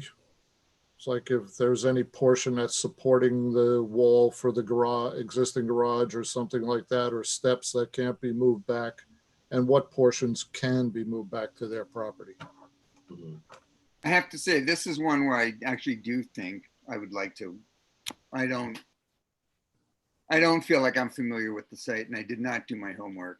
and go walk it. And I feel like this is a case where it would be good to Yes. actually see exactly what the condition is. Again, whether we have to do that as a group or not, I don't know, but I feel like I need to see it. Yeah, well, it helps to see it. I mean, I don't know where the curb is, Ed. I mean, they were not outside the curb. There's a curb that runs all the way along, both South Lawn and Colonial. Right. I mean, the key thing here would be to stake out where the actual Dobbs Ferry right of way is. Yeah, somewhere And we- inside the curb line. Yeah. You know, the way that Colonial curves around, there's a lot of village land that sort of has stuff on it that people own. I mean, they think they own. It's Right. funny because the road, when you look at the plan, the road goes a certain way, and then the village right away sort of snakes in and out, you know, in different distances. So it's a little tricky to. But you know, Steve, it's all curved, so it gives the Well, it's- impression functionally it's fine. The wall is actually on the, you know, it's on the property side of the sidewalk. The wall that they're building. Mhm. So it's not on the curb. Anyway, you know, it has to be determined where the village property line is. Yeah, I'm looking at it on Google Street View right now, and I can see it's before they started building the wall. Excuse the cat. And you know, clearly the sidewalk was overwhelmed by the shrubbery, Yeah. and doesn't even look walkable. It wasn't. It was not walkable. And it would certainly block your view. Excuse the cat. And so, I mean, a wall here seems like a really good thing, especially if it improves the turning around that corner. No, it's a big win. It's a And big I don't win. see anything here that would keep them from, other than moving a little extra dirt, keeping it from moving back. How far would it have to move back, Ed? Yeah, it's not that far. But It's just how it interreacts with the steps. And I think they could push the top landing back a little bit. And so, but we have to look at that in person, I think. yeah, because I mean, if you move it back so they can't do it, you're going to have this gap between the curb and where they're able to build their property line, which just is, you know, a little piece of dirt. I mean, kind of stupid. Anyway, take a look at it, people, please. And maybe we could tell Patty to stake out the property line. Maybe we can deal with all of Patty's applications like this. Yeah, it's working well. Has someone tried to text him or something? Does he realize what? I mean, presumably he can hear us, right? Don't know. Yeah. Well, because he's on mute doesn't mean he can't hear us. So I don't understand why he's not. And you, Jennifer, you can't unmute him. Promo. I can click the unmute button, but it doesn't say asks to unmute. So he has to actually unmute himself. The irony is overwhelming.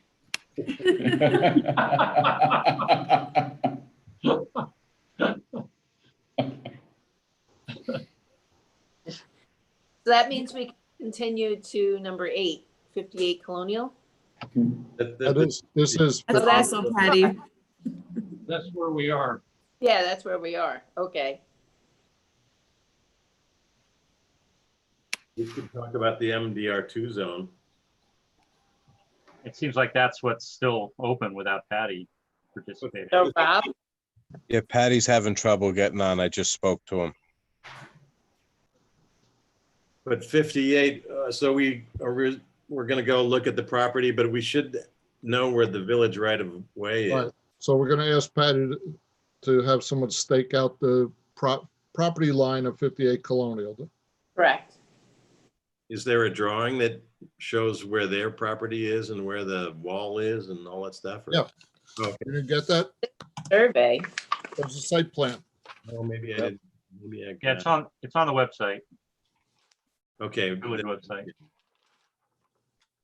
Just the one page, I think. Yeah. just a site plan. Yeah, Ed, it literally looks like they're over the line by a foot, like between 6 inches and 2 feet maybe, not by much. In one spot, yeah, and then at the corner a lot more, at the steps a little more.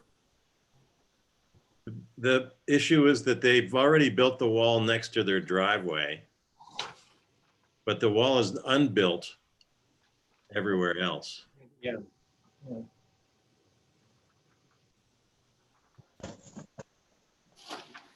And should show a landscape plan if they're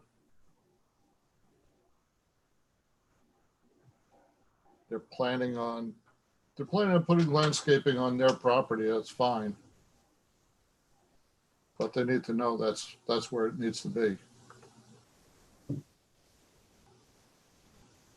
It seems like if there's a foot between the curb and the property line, to have them force back that foot and leave the foot barren around the edge.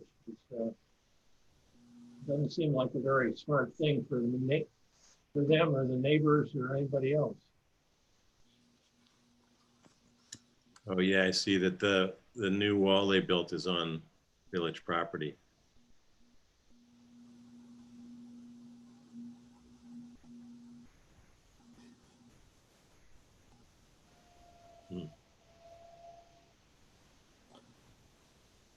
Yeah, it's just like a. So shall we adjourn this to October 1st and everybody go take a look at it?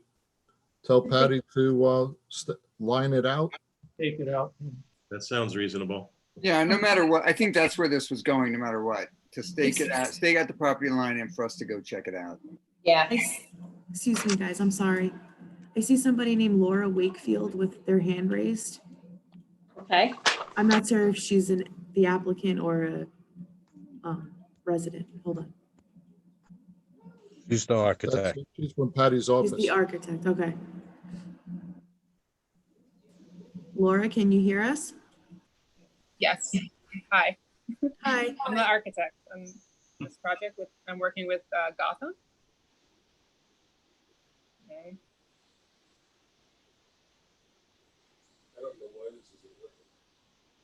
We're just having technical difficulties here. I can't put my camera on here, but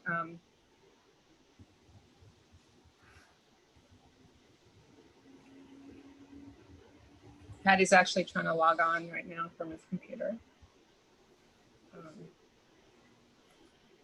Did that work? Yeah. Yeah, you gotta turn that off then. Can't have your computers on. You guys can't be in the same room. Caller, please turn down your phone.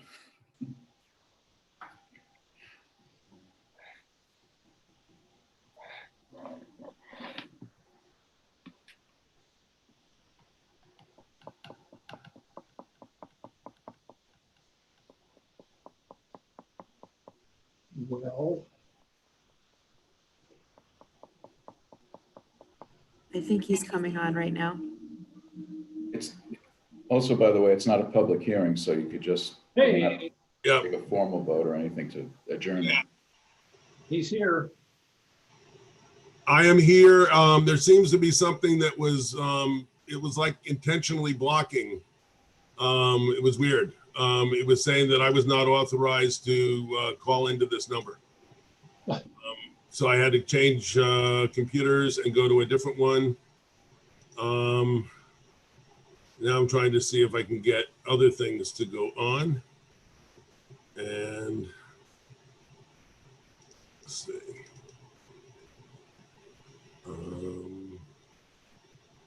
It doesn't help that these things are in the way. Okay. Pick a file. Are you able to see what is on the screen now? There you go. Yes. There Okay, you go. cool. Yeah, sorry about that. I'm not sure what the problem was, but it was like, I was putting the same code in over and over and over again. Finally, the same code worked. It's weird. Okay. So I'm going to try and be very quick because you've already wasted too much time on this. We're looking at.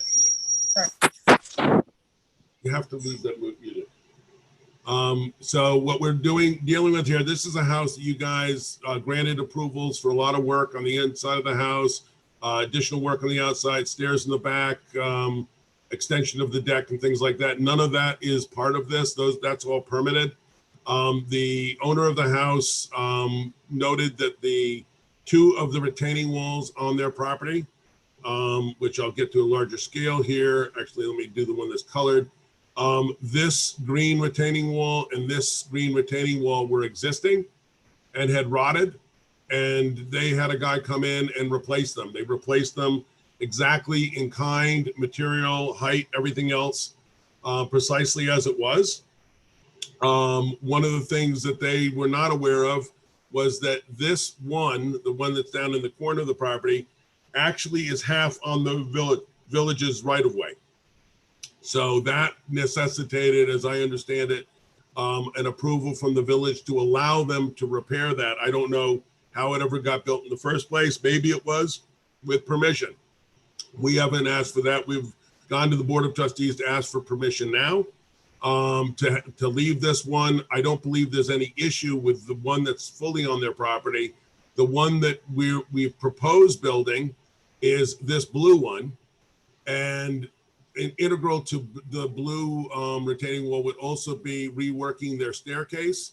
And what I'll do now is just show, this is very simple. It's a very small project. The height of the wall that we're proposing in the front is 30 inches high at its maximum, which if it were on the property would not require a building permit. The clients have done, the owners of the house have done a tremendous amount of work on the house, and they want to get their grounds in good order. When they started with this, the site was very overgrown. They actually got a summons because of the hedges hanging into the sidewalk. So they took it on that they were going to clean all of it up. Everything that was up in this corner was invasive. So all of that's been removed. As you go down the site, you get a good understanding of basically where their property line is, about where these two trees are. So the concept that they were working towards was building a very low wall, 30 inches at this corner, tapering up to 8 inches by the time you get to up further on the sidewalk, specifically to prevent what's been happening from continuing to happen, which is debris, dirt washing out onto the sidewalk. As you can see here, that debris was on this sidewalk long enough to change the color of the concrete. So what they were proposed doing at their expense is building a retaining wall that prevents that from happening at the same time that they rebuild this section of stairs. They've proposed removing this wall entirely and then rebuilding this set of stairs. I think we can all agree it needs work. So repairing this, retooling the way this one works so they'd be able to walk up the stairs and continue up here, have a safe railing on these stairs, have a safe railing on these stairs on their driveway side. And basically this, where the orange netting is where the proposed retaining wall, wood retaining wall would be. We've already been to the Architectural Review Board on this. We are going back. They asked us that drawing that I showed earlier that showed the stairs and the railings was one that they requested us to provide for them so they could see the magnitude of some of the work and what the materials are. So we're looking to get permission to be allowed to repair these existing stairs that are on their property and to build that additional retaining wall to control the edge as it goes along the sidewalk. I'm just kind of showing some additional shots here of some of the work that was already done. And just to make sure that people are not wondering, well, how did it look before? This was the wall that they removed that was rotted. If you, what they did was they replaced it to the point that they actually, it is exactly the same as what it was. They have this piece here that's cut at the angle. It's in the same place as this one here. And one of the reasons that they did not consider any other material, actually two reasons they didn't consider any other materials. One is that this is not the extent of that retaining wall along this street. This is a condition that's along a number of the lots along this property, along this street, continuing down other properties. So this is how that street has handled this, and they decided it seemed to make sense to fix what was broken, which they did. And as I said, they would like to now extend this that low wall up into this section. The height at this end is 8 inches. The height at this end is 30 inches. Do you have any questions?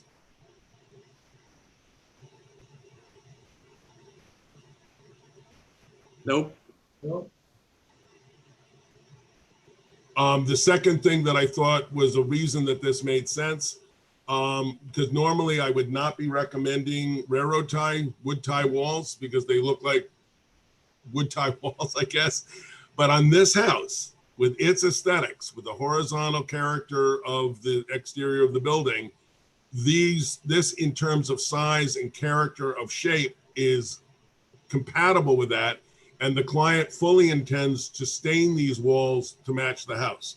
That was one of the issues that the Architectural Review Board had identified as an interest of concern. So that's one of the things that would be made a condition of any approval that they would have to do this.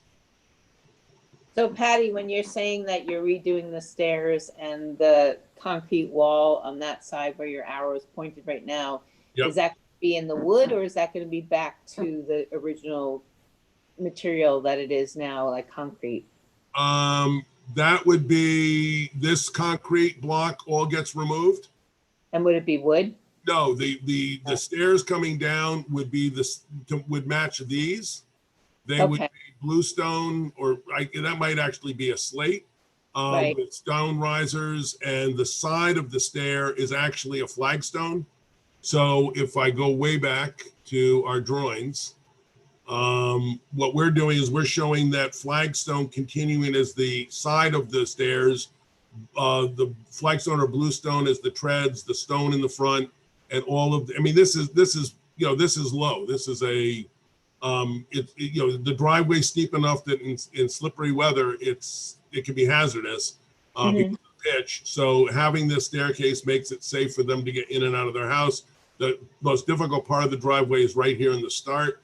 So they actually can come up on this and then walk out onto the driveway to continue up to go to the garage or the family entry.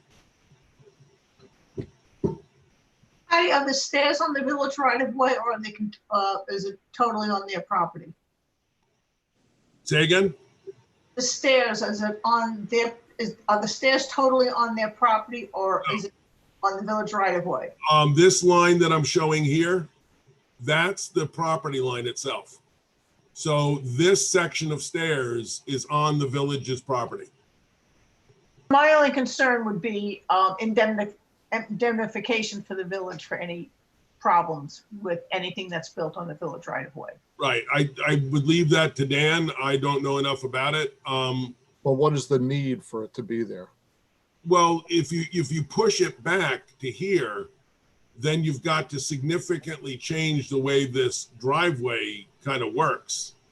I mean, we can take a look at that, but I guess what you're suggesting is we build a retaining wall here to hold back the driveway so that you could walk in on a lower level than the driveway and then come up the stairs. Yeah. You know, the only concern I have there is that sounds like I can't imagine anybody holding the village responsible if they slipped on a nice set of stairs that were properly maintained, having an edge that somebody could back into and stuff and have problems. That sounds like, actually, I think it was our county legislator who had that problem over at our DPW when she was coming to the opening of the recycling. For the structure to be on the village right away, then we talk about indemnification. But if there's no need for it to be there, why does the village just give away property? Because then people start putting in plantings on village property that obstructs right of way and overgrows onto the right of way. Yeah. Obstructs line of sight. So what is the need? Well, the need for this, the retaining wall, the need for that in this location is to not take those two trees down and to not be building the taller wall. I think this is a very, kind of, if you will, elegant solution to keep this clean and clear and not have any problems with it. I can't imagine that this would be perceived as the village having lost something, that some private property owner, well, they got this land. No one understands where the property line is anyway. Everybody as Nobody does. That's why now we get surveys and people take out permits, and then they know where their property line is and Right. put things on their property. It was a So what was the intention of along South Lawn for the property owner cleared out a bunch of invasive species, which is a good thing. What's the intention to go back there? Their intent is to landscape their property. And what I've explained to them, the only thing that they would be looking to potentially plant in the village right of way would be ground cover, grass, something like that. Right, only grass on the right of way. Is ground cover okay or not? Grass. Because I think this is never going to take grass. Well, ground cover would be. I was talking about South Lawn. Oh, yeah. I was talking about South Lawn. So South Lawn's no problem. That can all be grass. Here, I would think that we would be doing. Talking about Vinca or something like that. Sandra or any of the low ground covers. Vinca. So the board wanted to see just a line stakeout and have a site visit. Sure. Do they know when they want to do that? Well, they're going to do it at their leisure, one at a time, so we don't have to notice it. So if you just stake it out, put some lines where the property line is, and they could go out and take a look at it. Patty, is there a sidewalk there in the front? There's a sidewalk on Colonial. Okay. That's actually what we're trying. That's what they are trying to protect by putting in the retaining wall along here. Right. Retaining wall Which is on village property, you're saying. Right, and what that would do is, if you see, this is actually consuming half the sidewalk.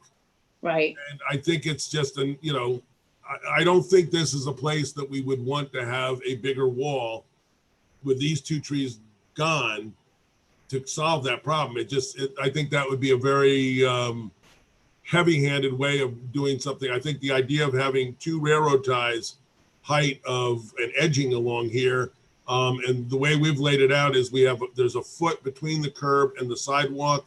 We were duplicating that foot on the other side, although there was concern expressed with what goes into that gap, because you can already see the gap along here is, not terribly attractive. So that's one of the things that we have to try and figure out.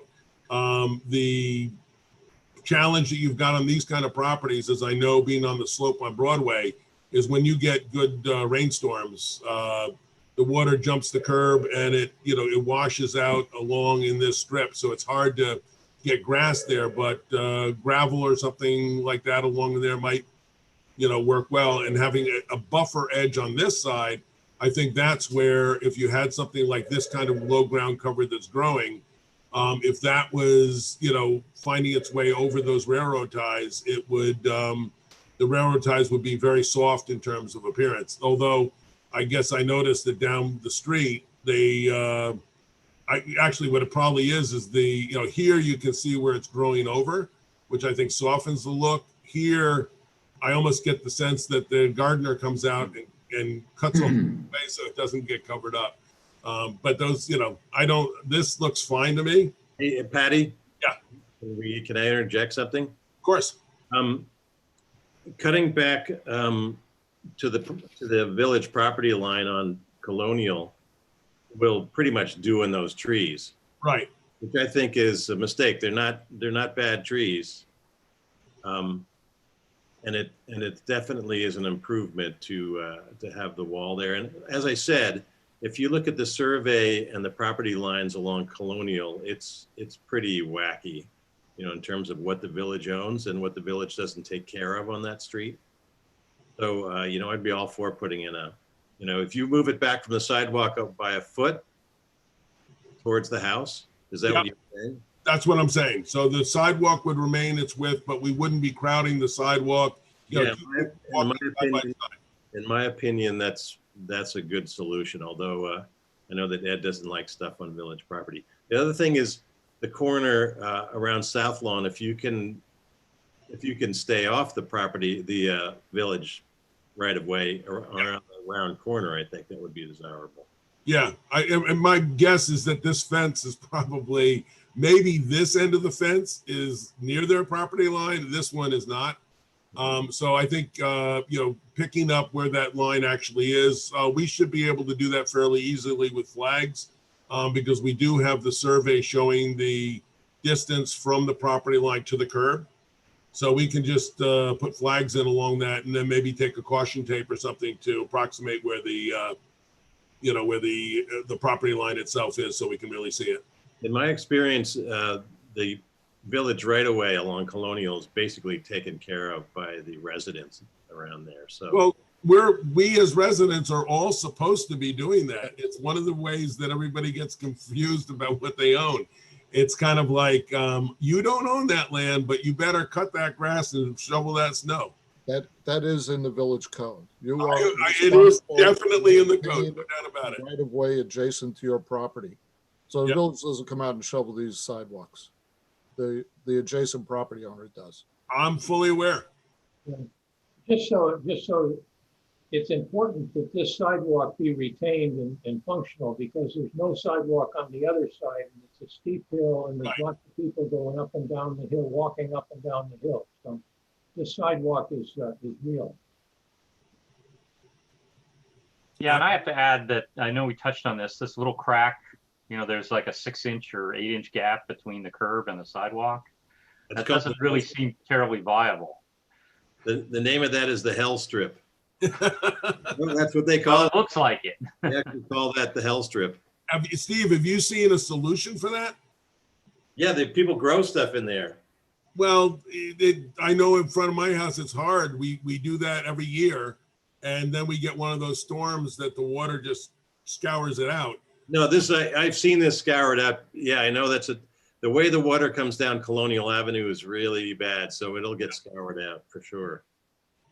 I mean, what we've done in a little bit more of a dressed area than this kind of terrain is we've actually put gravel into that. Yeah.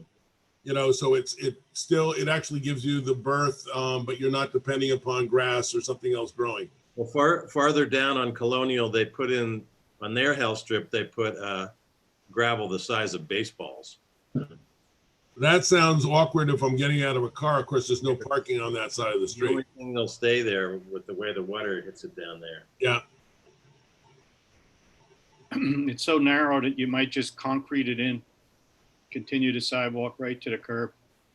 I mean, when it gets that narrow, it's no good for growing anything. And just putting gravel in there is likely to get kicked out. Yeah, the unfortunate thing about the putting it in with concrete is you start to get, I mean, I'm all for walkable sidewalks. That's one of the things I champion. But what you get sometimes then is the feeling that the kids aren't really paying attention to where they are on it. And this is like, it's almost like when you're on the subway and they have that little funny textured thing along the edge. If you step on that, you know you're getting close to the edge. So I'd want somebody else to make that kind of a decision. Like, let the village decide what they want us to do and take the liability. Maybe you could put like a yellow grid strip there like they have in the subway. Yeah, that would be very elegant. It's too narrow for brick pavers and stuff like that, I think, or you could never fit them in properly. So that would be the kind of thing that you'd have there, but you would have designed that from the start. In this particular case, I'm kind of thinking you just put the concrete in, continue to. I actually wonder if there's, you know how we have the grasscrete stuff. if somebody hasn't invented it yet, it would be a pretty nifty thing if you could get precast pieces that were, say, like 4 foot long, and it came in widths of 6, 8, 10, 12 inches, that you could just kind of put into that gap so that you'd get water being able to go down into it. You'd have a change of texture, and it wouldn't make the sidewalk look out of scale with the character of the neighborhood. Maybe I'll go on Shark Tank. Maybe that'd make me millions of dollars. Maybe not. Maybe. Are we finished with this? I think what you're being asked to do is to make an opinion to the Board of Trustees. Do we need probably need a public hearing anyway before we actually pass Probably need anything? the public hearing, I think, would be something that the Board of Trustees does if they feel it's necessary. Planning Board's making a recommendation on this of whether the idea of putting the retaining wall in the location that's proposed makes sense to the Planning Board. Is that really a public hearing?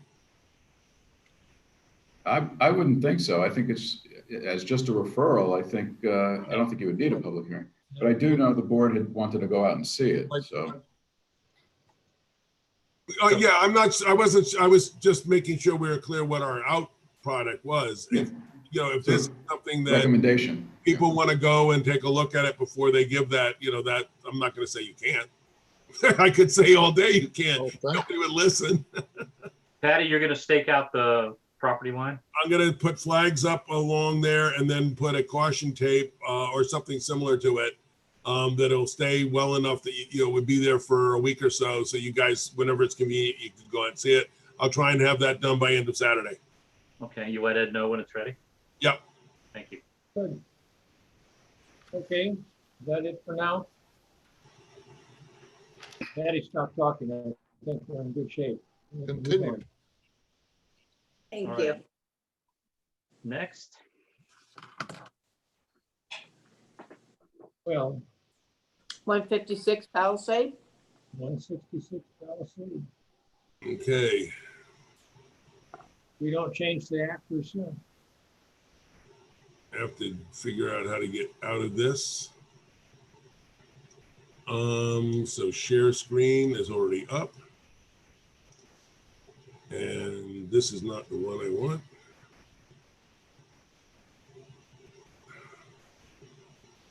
Okay.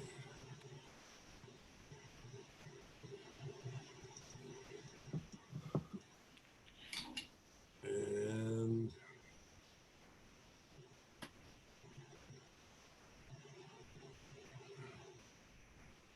okay. Almost there.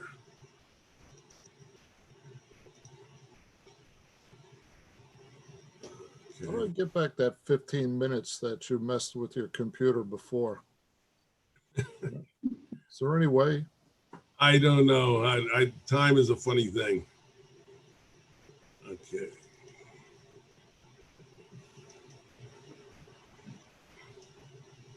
Are you able to watch all this stuff or not yet? Okay.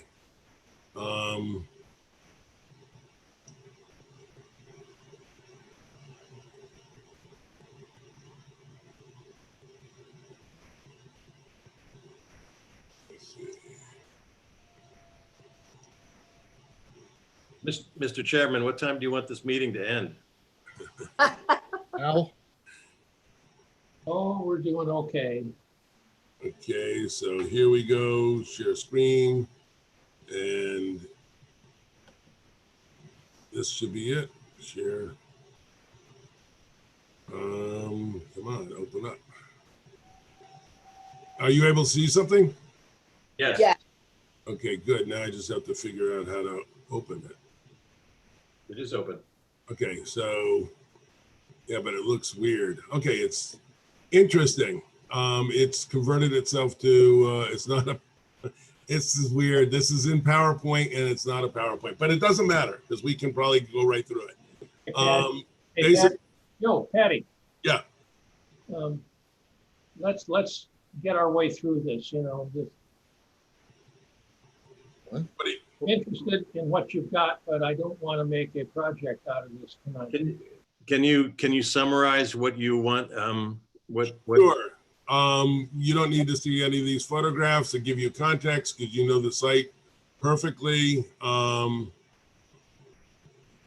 Okay. Patty, just a second. Mr. Chair, just for the record and for anybody listening at home or viewing this later, this is the next item, which is 156 Palisade Street. Resubmission. Yeah. Oh, thank you. Okay. No so, problem. we received a copy of what I guess Rob Lane had done some work, which I think was excellent. And I understand that he's making sure that it's not misconstrued as the product of the board or something. It was a effort that he did, but I thought it was helpful. We did, while he invited me to tear it apart, I don't think I did. I did point out some things that I didn't think quite worked, and we've taken a look at what we can do that would work with it. So these two drawings are the ones that he sent in. This is was in his packet. This showed the what he was saying per design guidelines, and this is what we were showing at the time. What I was surprised about was that can you please stop? Yeah. What I was surprised about was that there was actually not as much difference between what we had done and what he was coming out with. In fact, when I overlaid the outline that he had produced to ours is obviously about 2 feet taller, or 1.5 feet taller, and it's 2 feet wider, but it's much closer than what I was anticipating. A couple of the things that I just wanted to note on it is that this pitch of roof, technically in the village, is considered flat. So, and I've probably worn everybody out making the case of 30-foot heights for a flat roof in a zone that allows 40 feet to the midpoint of a pitched roof seems to be discordant. And I understand that's one of the things that the board is looking at. But technically, the outline that Rob worked up, this height here was within about 1.5 feet of what we were showing as our flat roof. The parapet doesn't actually count above that. And the idea of having this steep roof, please, Ed, correct me if I'm wrong on this, but if I was presenting this, I would not be allowed to measure to the midpoint of the steeper pitched roof. I'd be measuring, if this was over 3 12, I'd be measuring to the midpoint of that flatter roof. So the heights of the buildings are actually quite similar. A second issue that we had was with the whatever this thing is doing, it's really not friendly to looking at this stuff. What we looked at was the driveway that what Rob had shown was a driveway coming in fairly steeply. Actually, I can just scan back to that. Coming in kind of under the building. And then the idea was your garage door would be back in here and you'd pull in that way. I don't think the village will let me start my slope until the property line. I don't think I could, with two problems. If I started my slope from here, as Rob's drawing kind of shows it, coming in across the sidewalk, coming down, what happens is I not only am causing that to be tricky when people are walking by, but I also would have a tendency of water coming down the street, going into the garage, which would not be ideal. So I think when we're talking about pitches and heights, we're starting at the property line and we're coming down here. If I go down 20 feet, I can basically get down 2 feet. There's a blend that I have to work, but I think that can get worked out. So where we're showing, I think we were 108.5, which was a slight rise up from the sidewalk to make sure water went down that way.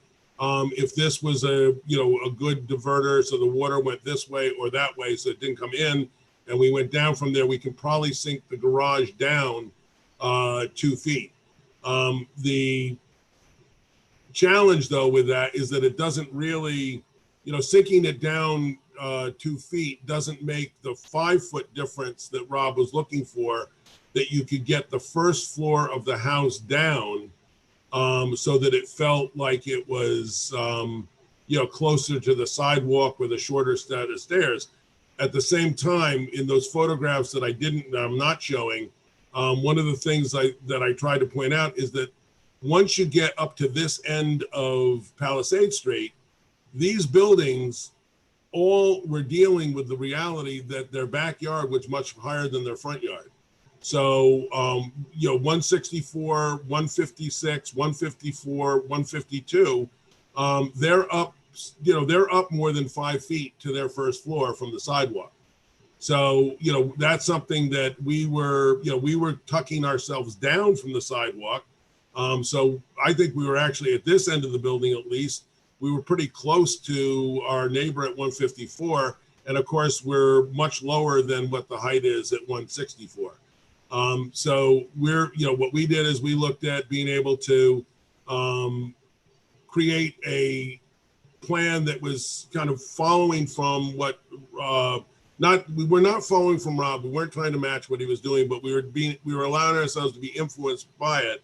And what we did is we came up with, if we divided the front into 3 bays, we could have the primary width of the building would be 37.6, which was less than the 40 feet that Rob, you guys have talked about adopting. Our total width of the building is 56.5, which I think Rob's was 54.5 or maybe 55, something like that, about 2 foot different. We've got more, we're back further from the street. We've got the 10-foot transition zone, and then we have an 18-foot setback to the actual front of the building. We do have a porch, a 2-story porch, that is on the front of the building, but that's set back to 10 feet. That's not projecting into it. I think the example that Rob used was the enclosed porch that was actually located within that 10-foot zone. What I think at this end of the street, particularly with how far back our neighbor sits and the potential that something could happen at some point with this property on the corner, it would be nice to have this space in front of the building deeper than that 10 feet and use this more as landscaping. I know one of the concerns that the village has right now, new sheriff in town, is that when you're planting trees, plant the trees on your property, not in the villages village property where it's going to tear up the sidewalks. So we could, do something nice along here with trees and landscaping.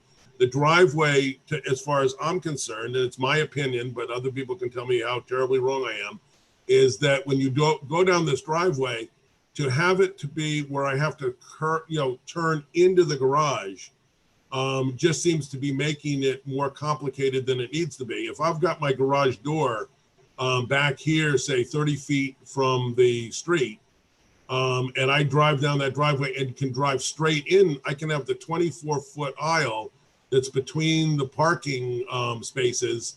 I can have that be what I'm doing my turning into, so it's no challenge of how I'm swinging the car. And that way I can have the driveway fully under the building, seeing less of the driveway as well as not really noticing the door. And that way I leave the 10-foot space open alongside the property, with the idea that you have a walkway that comes in that gets you up to that backyard. One major difference that we've done is Rob set this up that he had. Patty, can I interrupt for a sec? Sure. You don't have to litigate my scheme or compare my scheme to yours. Because I actually will just say I stand by my scheme, including the ramp elevations for getting down to the garage and so on. So the only thing you have to do is present your scheme, because at the end of the day, you just have to show something that the board feels meets the new criteria that we've settled on, including the height as measured from the front property line, including the idea that the first floor needs to be at most 5 feet from the street, because we do not want to walk along the sidewalk and see what is basically a plinth. There are lots of ways to solve that, including having the garage be pushed back enough so that the apartments actually come down and meet the street, so they're actually living spaces on the sidewalk. So there's a million ways to do the site. course. Always you need, don't even talk about my site, my plan. All you need to do is convince us that your scheme meets the new guidelines that we've set up and looks contextual and looks appropriate. Understood.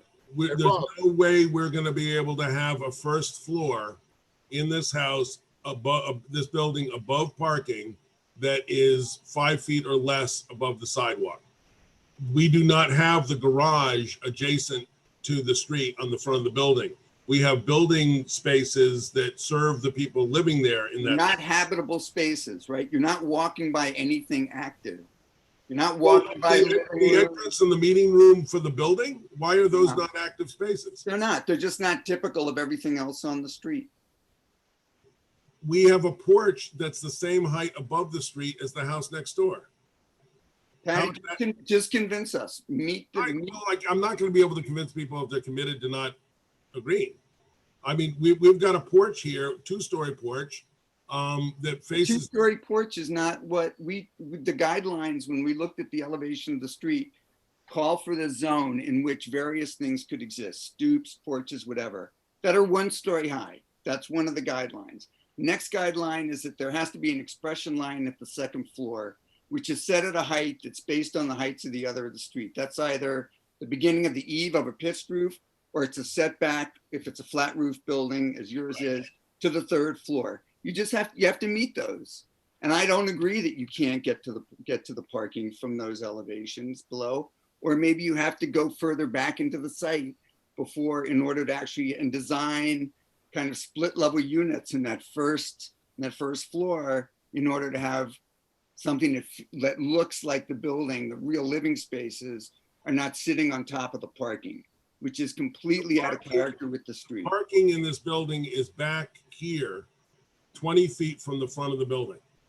We don't have any parking spaces that are within. Patty, just show us and convince us. Show us that you've met the guidelines. And also I'd appreciate some time to look at it and study a drawing that you're proposing. Right. Rather than having see it being narrated on a, really what's for me is a tiny screen where I can really not see that much. I agree totally. I do differ with one thing that Rob said, that I shouldn't be looking at the product of the studies that the planning board has done to better understand what it is that you're looking for. I think that that's the value of you doing it. Oh, for sure. But at the end of the day, what matters is whether or not you can convince us that the building you're proposing is of the right scale and contextual. At the end of the day, that's the bottom line. So you can just cut to your elevations and your 3D. We have not developed elevations that are of an architectural nature on here. We haven't done that yet. We've done something that is intentionally without any style or articulation that shows how we're looking at what the massing would be. There's nothing, this is not glass, it's just railings. We were looking that this would be a very active meeting room for the building. It's where they can have parties, things like that. Patty, most of the time, a room like that is not going to be used, and you know it. This building is sitting on a plinth. There's just no way around it. And I'm sorry, if you want, can show you some split level sections that you might be able to do that or whatever. I've built that, and I've also done it where there's an apartment down here. We are trying to have the apartments up above where they can get the view. If we add a 7th apartment, that could be an apartment. It could be a 600 square foot apartment.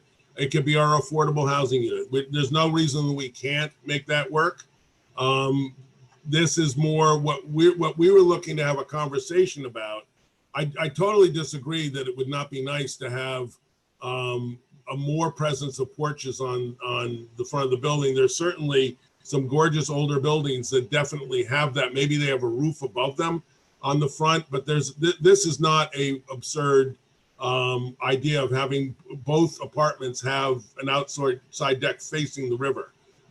One of the things we have added to it, I mean, you guys talked about it, but we've taken that seriously, is the idea that the top floor sets back from the front. Our height on this front is, I think it was 28 25 feet was what I believe what Ed what we came up with as a number from the average grade at the property line of the street. Also, because the judging of this proposals so much depends on its context in the street. I mean, it's all about the street context.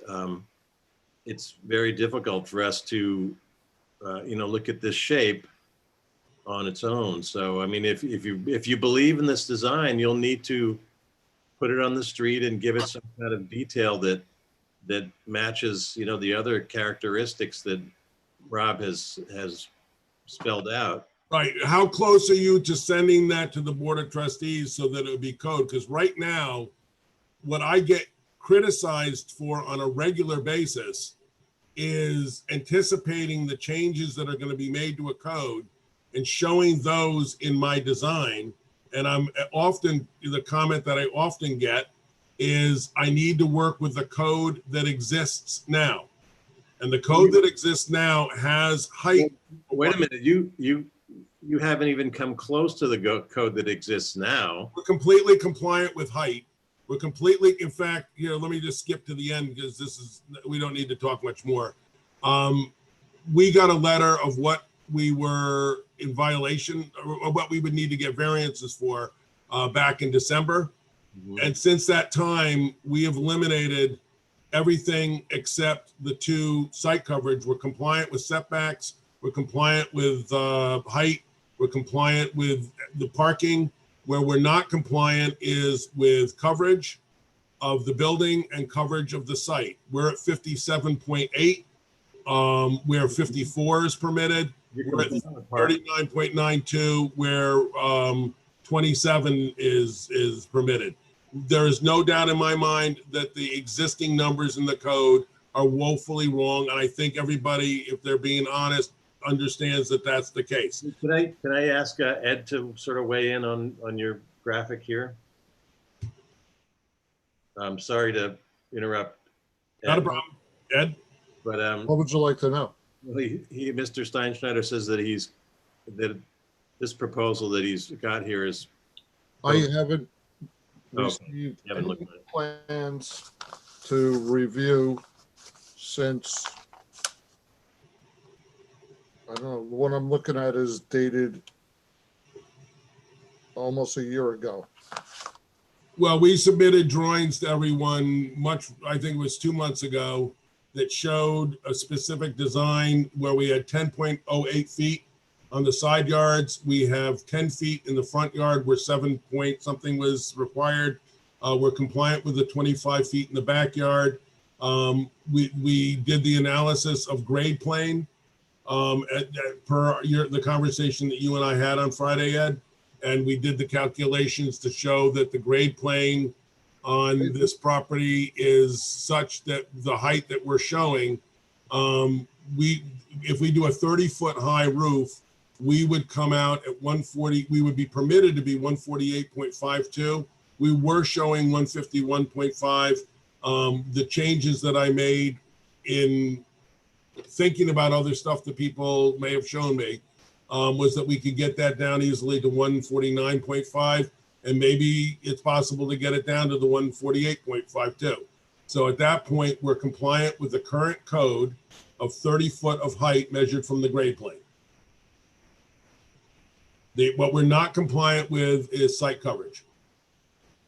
Building coverage and site coverage, and I could Or take. the design guidelines. Oh, what's that? Or the design guidelines. Which have not yet been. So I guess the question. What we so- need to do is enumerate the new code proposal to send to the Board of Trustees. Right? The planning board should do that. Yeah. Planning board. Yes. Put together their proposal for the Board of Trustees to start a public hearing on. Okay. Sounds good. And Mr. Steinschneider should submit his next proposal. Which we will do for the next meeting. Sounds good. Now, one of the things that, Ed, you and I talked a little bit about it. our experience has been recently that these things take a very long time to get through the process with the Board of Trustees because they want to be very thorough and think it through. If we are accurate, and if we have eliminated all of those other code conditions, and the only thing that we're not compliant with right now in code are this building coverage and the site coverage, since we've made an application to the zoning board has opened a public hearing on the application. Are we permitted to go back to the zoning board? What public hearing has the zoning board opened up? They opened the public hearing at their January zoning board meeting. How is it that you went to the zoning board? We were directed to the zoning board because The zoning board told you that it was too soon to come to them, and they sent you to the planning board. So if you would like to submit a complete set of plans for review based on the existing code, I will write you a denial, and you can go to the zoning board. But obviously, and take your chances on what happens there. Right. But I could probably tell you right now what's going to happen. Well, I don't think you want to say that. I think you'd be saying is that, I'd be guessing. well, it's not that you're guessing. It would be kind of inappropriate to be acting that you know what the zoning board wants. Well, I know what the code. I know what the code is. So you also need to prove a reason for a variance. I think we've got a really, really good case for a variance. The fact that all of the buildings in our context zone average out to what was it, 44% site coverage, building coverage. You know, is there, you know, there's reality in this, and then there's something that we've been very cooperative in working with you and trying to be helpful to it. Maybe it's not perceived that way, but when I send things that I'm reacting, it's because I do care about how this comes out. I just don't have a lot of confidence that the end goal at this point is going to happen within a reasonable time frame for the applicant. That's understood. So we agreed that there is an errata in the code where the height, the existing code, somehow there was a mistake made and said measured from grade. And I'm not doing that. I'm measuring from grade plane. If you measure from grade plane, yeah, then I will review and write the denial. So I'm a little confused. So being that we're still confirming what the MDR2 zone is, and Rob's and a bunch of other people have gotten together and really worked hard on this. So I don't understand how you can go to the zoning board when we haven't really defined. Because we have an existing code. Right. So this is the proposed code change. And it's not like we're being impetuous. We made the request that the village consider changes to the MDR2 code in 2016. Dwight and George prepared a report which came back and made their recommendations to the Board of Trustees.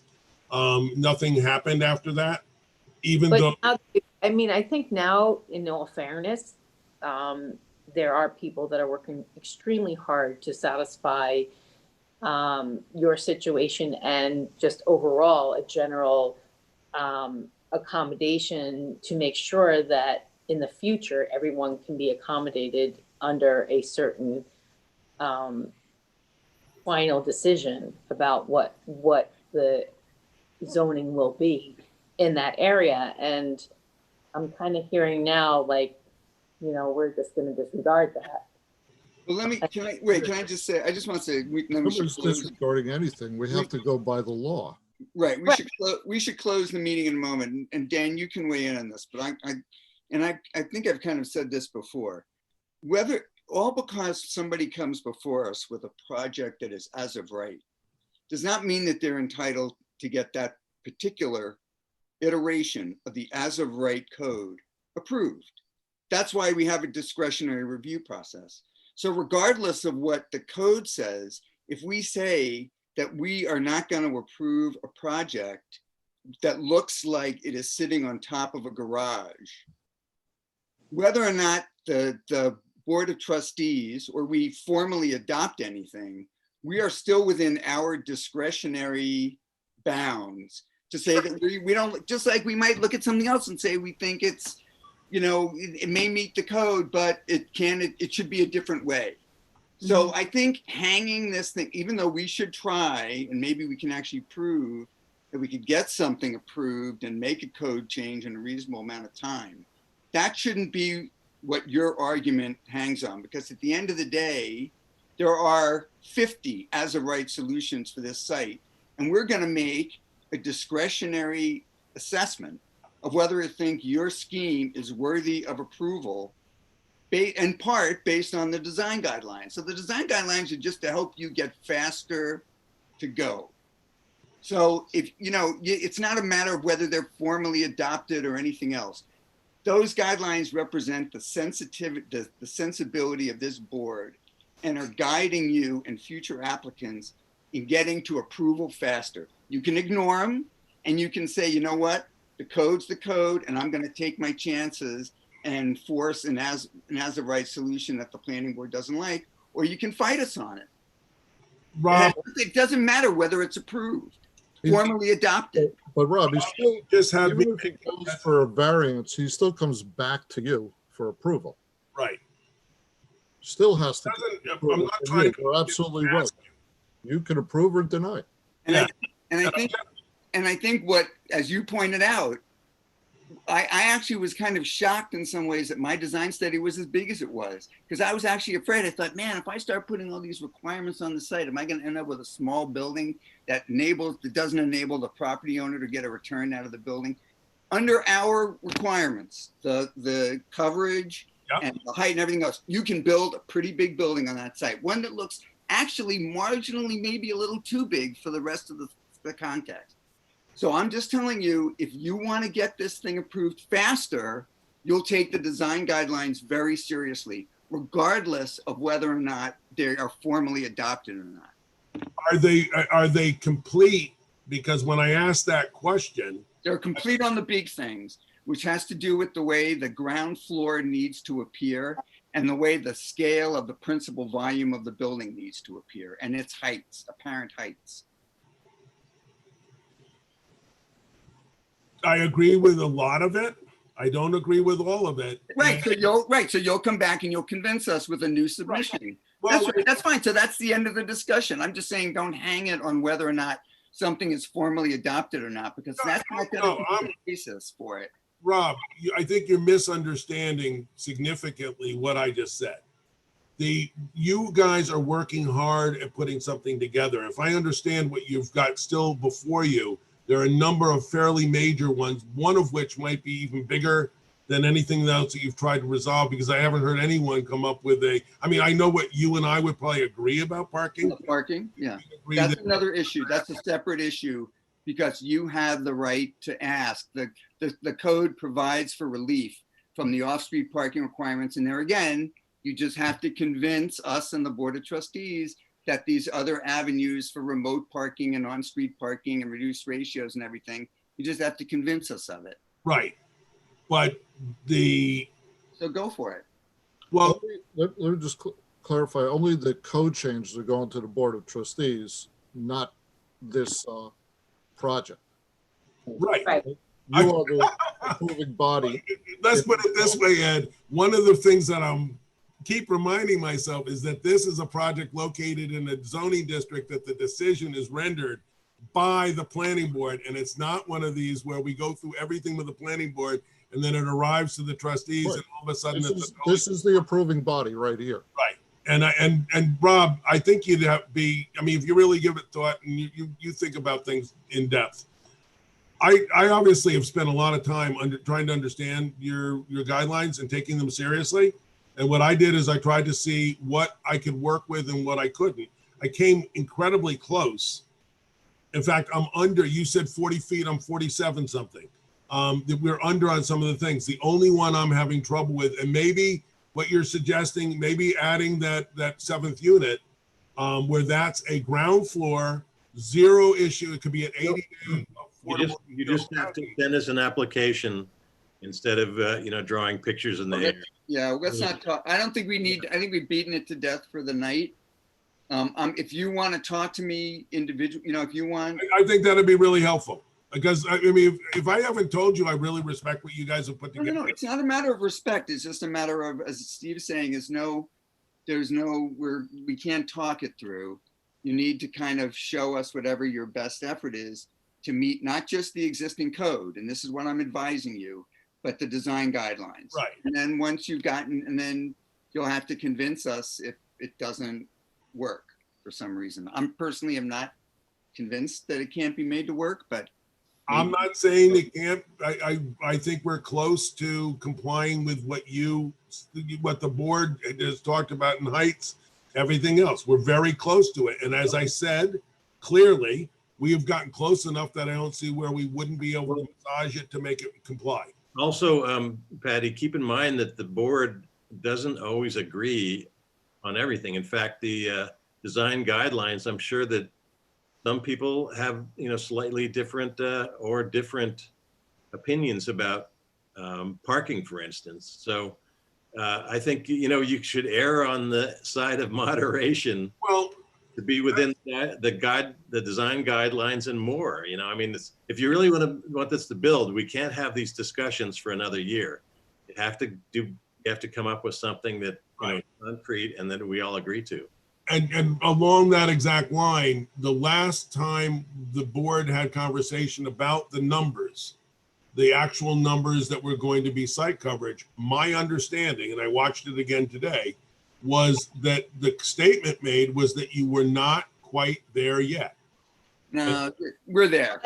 I think they are there. Between last month and this month, I think we are here, right, Rob?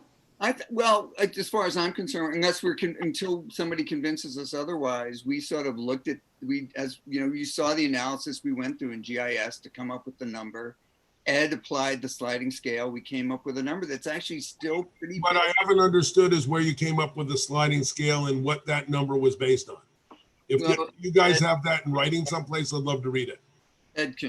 Ed'll give it to us. Okay. There'll be a public hearing at the Board of Trustees. So anyway, at this stage of the game, the next step, I think, Patty, is for you to submit an application. We've done that. Well, not just what we see, well, responding. Let me just finish. Responding to what's just been said, submit an application that shows, to the degree you can, compliance with the character guidelines, which you now start to call design guidelines.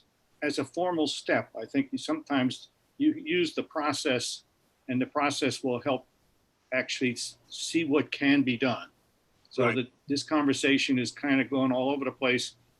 Do the regular thing you would do, revise the project, and this is a lot of work for you, and I understand that, but to the best you can to try to meet the design guidelines, if we're calling them that now, and actually submit in a timely manner, so that I'm not one of those people that likes to look at paper and see see how you can achieve something as close as you can get to what has been proposed, and then show us why you couldn't quite make the I think particular thing that Rob keeps coming back to is the garage stuff. And so I would take a hard look at that grade.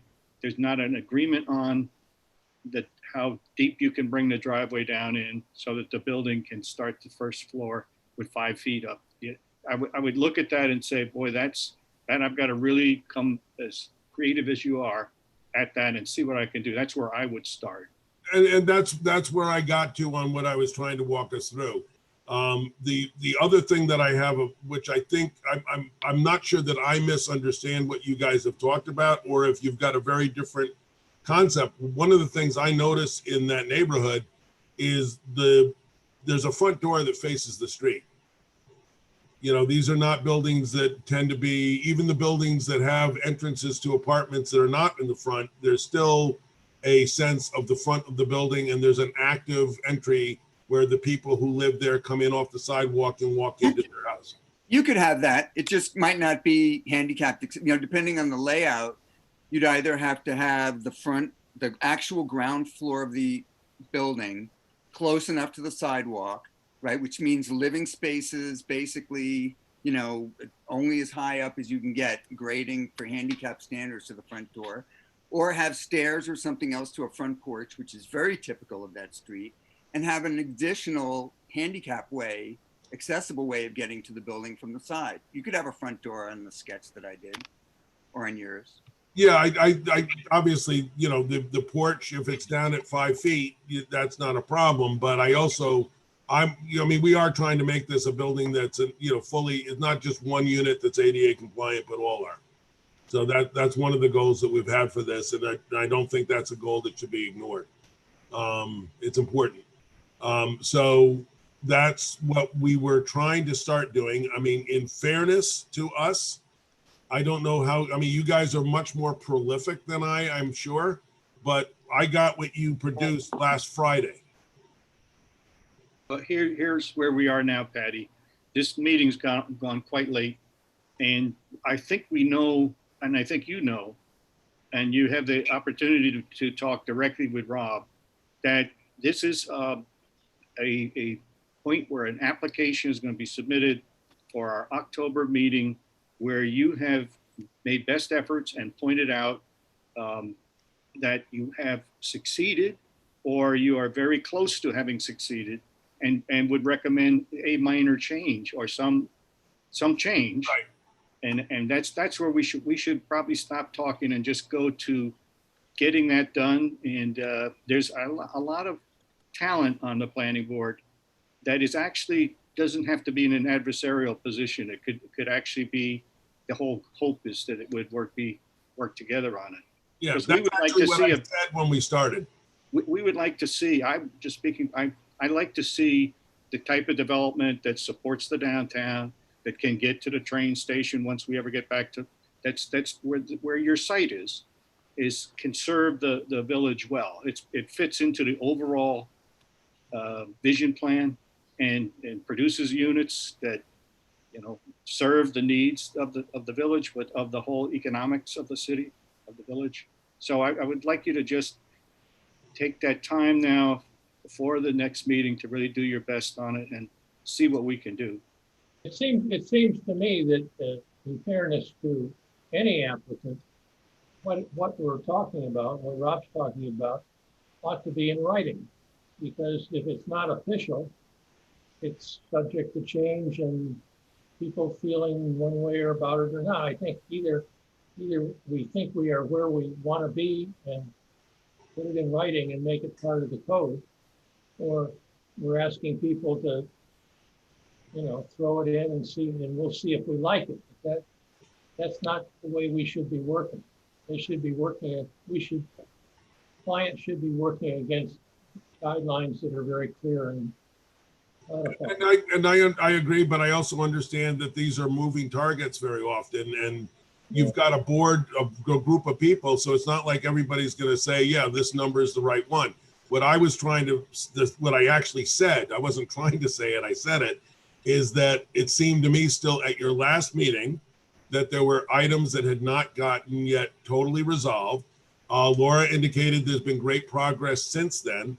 I saw what Rob produced and took that very seriously, but I haven't seen anything else. So if there are other hard numbers that have been worked out, if that can be made accessible to us, then we would obviously be looking for exactly that to be able to use to understand. Doesn't mean we're going to come back and say, yeah, that worked perfect, we're compliant, but here's what we can do, and this is why we think this works. Yeah, but if you come in and we say we'll go to the zoning board or something, the zoning board has to work against something that's codified. And what we're talking about here is not codified. Yeah, I mean, maybe I'm just in a negative sense, but I just don't know that the Board of Trustees is going to be making the changes to the code within a month or two. Well, that's probably true. And you know what? I mean, there is an existing code that, if you started there with meeting the requirements of the existing code and then asked for, variance, a small variance here and there, I think you would have gotten. That's what I thought we had gotten to. We were compliant with everything except the site coverages, and we significantly reduced those. I mean, we're at, what was it, 57? We're 54. I mean, that's pretty close. It's the design guidelines. And we would like you to take one more shot at testing the design guidelines to see to the extent you can meet them. And that's what I'm looking for. I think in some ways, design is more important than zoning, even though you have to go back and look at the zoning and make sure it fits or is rational. But the design stuff that Rob came up with is very, very interesting. And I'd like to see you give your best shot at trying to meet it with the way that we broke up the massing of the building by sections and tried to fit it into the site. I'm just really interested in your best effort in doing that. Yep. I agree. So is that it? Are we done? This was a continuation of a pre-submission conference, so I think we can continue the pre-submission conference. Well, I'm going to work to do it. I mean, what you just said was exactly what I was thinking that we were planning to do. So there's no change in that. And if we don't move quickly enough in 1 week to come up with everything in a solution, I apologize.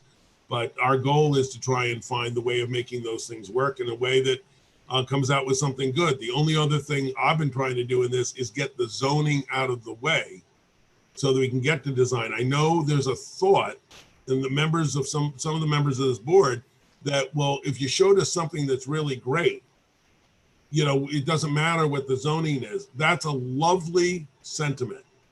And it no work whatsoever. If you're meeting the proposed new code, then this board has the power to grant waivers. Absolutely. I was going to say that, but I was afraid to. I think you guys can solve the whole thing by simply say, come in with, if we agree. You don't have to go to zoning. So they can grant the waivers if you're meeting the proposed new code, even before it's codified. I agree. What you were suggesting is just, you don't want to wait and you wanted a denial and you want to go to zoning and try and get variances on the existing code. Ed, I have asked for that. And Steve Hunter, you've probably heard me say it 100 times. I have said the planning board has the power to waive these things. We can work it out here. And in the past, there hasn't been a confidence in that happening. I think that's the best way for this to get resolved. And I would do everything to work in that direction. Okay, I think we should wrap this up. I just want to say to Ed, also to Steve's point, that Ed, you and I should get together, take the design guidelines and pull out of it those let's try to reduce what I've done to the actual zoning code changes, even as we keep the guidelines available. Let's pick an afternoon to. Yeah, let's you and I cook it down to what the memo that we would actually be presenting to the BOT. Right. Like, reduce the height by this, change the coverage here. We'll give them a very specific memo. So we can work on that track, even as Patty expresses his willingness to work on this softer track. Yeah. So let's get a group together, pick an afternoon, where we've got several hours just to work on this. Okay. That would be great. Thank you. Thank you, guys. Wow. Yep. Good. Kumbaya, right? Great job. Thank you. Yeah. Thank you, guys. Good to see everyone. Thank you. Chairman Hunter is. I guess we have to. I guess Chairman Hunter. Yeah, gavel. You have the gavel. Has to take us home with a guitar solo. No. Go ahead, bring us home, Steve. I guess this counts as handling the last one. I think so. Zone continuation of discussion of zoning code changes. I think we did that. Please. Did that. Say so. Okay. All right. I would move we adjourn. Second. Have a great Labor Day, guys. Happy You too. Labor Day. Take care. Thank you, everybody. Thank you. Good night. Bye. Bye.